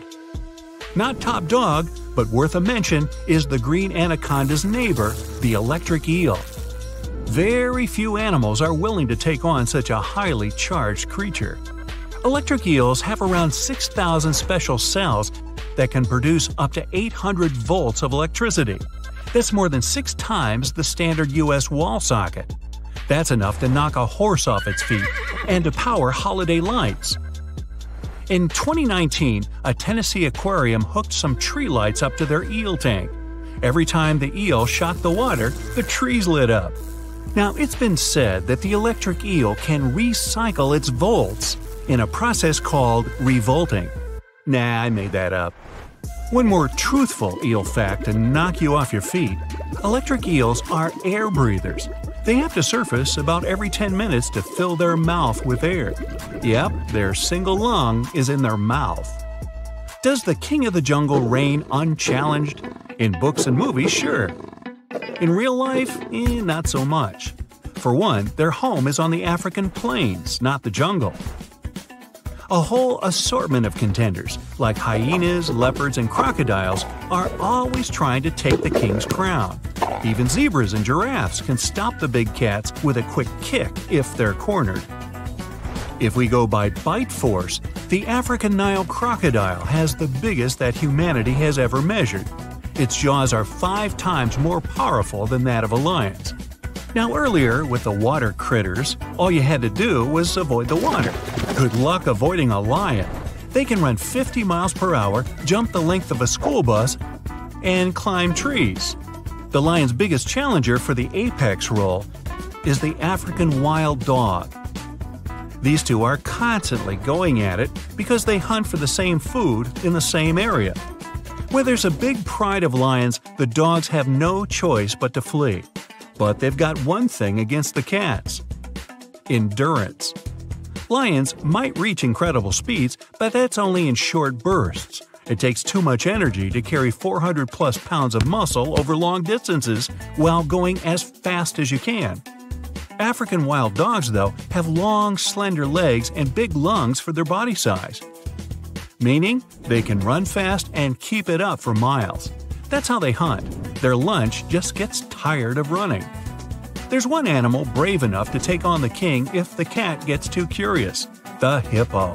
They may seem cute and squishy, but hippos are one of the most dangerous animals on the planet. Based on statistics, you should fear them way more than great white sharks. And there's nothing squishy about them. Hippos are pure muscle and weigh as much as a car. Their pointy canine teeth can grow longer than your forearm. These guys aren't afraid of anything. Even lions and crocodiles prefer to keep their distance.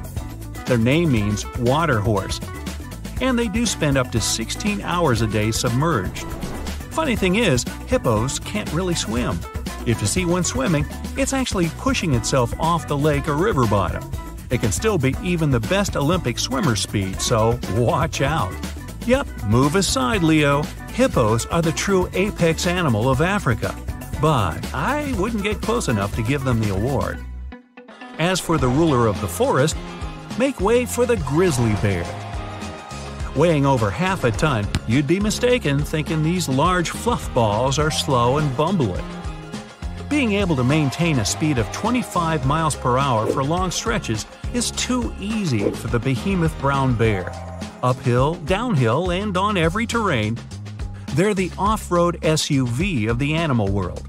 Without having any natural enemies, this bear is at the top of its local food chain. Good thing they sleep for a third of the year. Just hope you don't run into a grizzly, ever. But especially right before it's about to go into hibernation. They spend the autumn months fattening up for winter. And they're even hungrier than usual. Now, being the largest bird of prey in North America, it's no wonder the golden eagle is found all over the continent in woodlands and mountain ranges.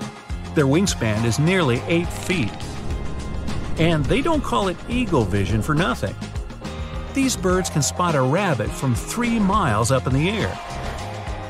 It'd be like you seeing an ant while standing on top of a 10-story building. Golden eagles can also make quick dives from a great height. During these dives, they can reach speeds up to 200 miles per hour, as fast as a flying arrow. 450 million years ago, no, I wasn't around then, the sea level was higher, coral reefs started to form, the climate on our planet was stable and warm, not even dinosaurs were around yet. The time when bony and jawed fish we know as sharks appeared. They've been dominating the oceans and making other marine creatures flee in fear ever since. Many of them, like great white sharks, have evolved and adjusted to life in the open ocean as hunters with a pretty high position in the food chain. They're less diverse today than before. One of the reasons is the asteroid strike from the age of dinosaurs. After it reduced the number of shark species, only smaller and deep-water kinds that ate primarily fish survived. They started getting bigger over time. Near the surface, sharks such as makos or great white ones develop faster movements and are somewhat between gray and blue to blend in with their surroundings. The epaulet shark can even walk on the land. It can't take a walk on the beach because it can't breathe outside of the water, but it lives on coral flats in shallow tropical waters, so it can walk in kind of a crawling motion. But deep down below, there are mysterious, alien-looking, often huge shark species that didn't come to the surface, which is why they didn't need to adjust to the new environment and different conditions. They haven't changed a lot through time, so they're some living fossils. These creatures mostly don't have 5 gill slits, the most common number, but 6 or 7. It's because there's less oxygen the deeper you go in the ocean, so they need more gill slits. Sharks on the surface evolved to have fewer gill slits. 6-gill sharks are the most primitive sharks we have today. Their skeletons are like those of ancient extinct sharks, and they can survive only in very deep waters. Like cats, sharks have a layer of reflective cells placed inside their eyes, which helps them see better in the dark, deep sea or cloudy waters. Sharks on the surface have big eyes because they evolved to hunt in the sunlight, so they tend to rely on their vision. Those that live in shallow waters have small eyes, so they can protect themselves from the sand. Like some other deep-sea creatures, 6-gill sharks also have bigger eyes to take in as much light as possible. They have more light-sensing rods, but don't distinguish colors that well. In the ocean's twilight zone, with the minimum of sunlight, there's a couple of bioluminescent shark species. They don't take in light within their eyes, but produce or re-emit it with their bodies. Their skin or organs have specialized cells that produce a soft blue-green light. Deep-sea creatures that produce their own light do that to attract their prey, deter animals from going after them, or, scientists think, communicate with each other. It can even help them to camouflage. They do it by hiding their silhouettes from animals going after them. They produce enough light to match their surroundings. The biggest luminous underwater creature is the kitefin shark, found swimming 980 feet below sea level, preying on groundfish or smaller sharks. It can grow almost 6 feet long and lives 3,200 feet below sea level. Deep-sea sharks are also bigger than those on the surface. The Greenland shark can grow up to 24 feet long, bigger than a great white. There's a thing called deep-sea gigantism. Creatures in nutrient-poor depths of the ocean grow bigger because, that way, they lose less energy as heat. The Greenland shark lives its life in slow motion. It has a slow metabolism and can go very long periods without food. With their slow pace, they evolved to live up to 500 years at depths of 7,200 feet. Sharks in shallow waters catch their prey relying on agility and speed, but for them it's easier because there's plenty of food on the surface. Deep-sea sharks, with less food and slower life rhythm, had to develop a different style. They're more opportunistic, definitely not picky, and don't care if their future meal is alive or not. Frilled shark, another living fossil from the darkest depths, hasn't evolved much through time, and they're one of the last of their kind, with all of their relatives already gone extinct. It grows up to 7 feet long, primarily hunts on squid, and catches other sharks and fish. It looks like a dinosaur, a snake-like face, a long, smooth, thin body that moves in a serpentine way. It can propel itself with the power of its tail and curl like snakes. They don't swim in a straight line like other sharks. Cookie cutter shark grows up to 20 inches. It got the name because of the way it feeds, biting off small pieces. It's a parasite creature, which means it feeds off bigger animals but leaves them alive. They have sharp teeth and sometimes even swallow those that fall off on purpose. Some researchers think it could be because they live in the depths that are nutrient poor. If they swallow the teeth, they could recycle calcium and other material from it. Prickly shark is a rare and unusual creature with many thorn-like denticles and 2 small dorsal fins.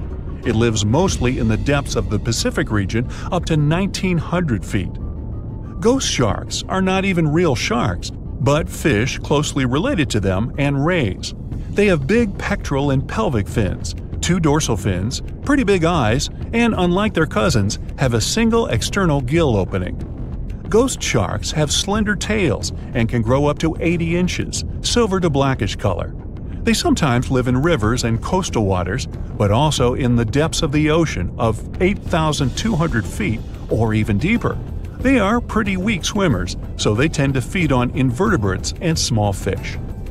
Goblin sharks. Swimming through the deep sea, this creepy shark with a flabby body suddenly sees a small, innocent squid. It goes toward it, but the potential snack notices it and quickly starts moving to dart away. It seems like the plan could work at first, but then the shark suddenly thrusts the jaw of its mouth and catches the poor little squid in a second. After the meal is finished, the animal simply fits the jaw back into the mouth and goes away as if nothing happened. This is possible because it has a jaw connected to 3-inch-long flaps of skin, which is why it can unfold from the snout. It can grow up to 12 feet long with a weight of 460 pounds. Scientists think goblin sharks are mostly active in the morning and evening. The shark has a long, prominent snout and specific sensing organs on it. It uses them to sense electrical fields in the dark oceanic depths. Seven-gill shark is a big cow shark, brown to silver-gray on top, white underneath, black and white spots, with a thick body, a small dorsal fin, and a wide, blunt snout. It can grow up to 10 feet long, mostly lives in the depth of 1,870 feet, but you can also find it in deep channels and bays. It can be aggressive toward humans if provoked, so don't. Like most deep-sea creatures, it's an opportunistic hunter that's not quite picky but likes to go after dolphins, seals, porpoises, and other marine animals. Megamouth sharks mostly live in the depths of 15,000 feet and spend most of their time in the dark, like me. Scientists discovered it in 1976 because it went near the surface at night to feed on zooplankton. That's the only time these sharks go there. During the day, they return to their quiet, dark, and mysterious depths. They are filter feeders, which means they keep their mouths wide open while swimming, so they filter the planktons they like to eat. There are organs that produce light inside of their mouths, which attracts potential prey, such as pelagic crustaceans. These sharks live in the deep parts of the ocean, but you can rarely find them below almost 2 miles. Scientists think some other, stronger bony fishes outcompeted them. Deep parts of oceans became oxygenated around 70 million years ago, and sharks have been around way longer. But bony fishes adjusted and adapted efficient ways to use oxygen, while sharks were slow with adaptations, so they lost. Also, oceanic depths are way colder, which is challenging for fish and the rest of cold-blooded animals because the speed of their metabolism widely depends upon the external temperature. That's it for today. So hey, if you pacified your curiosity, then give the video a like and share it with your friends. Or if you want more, just click on these videos and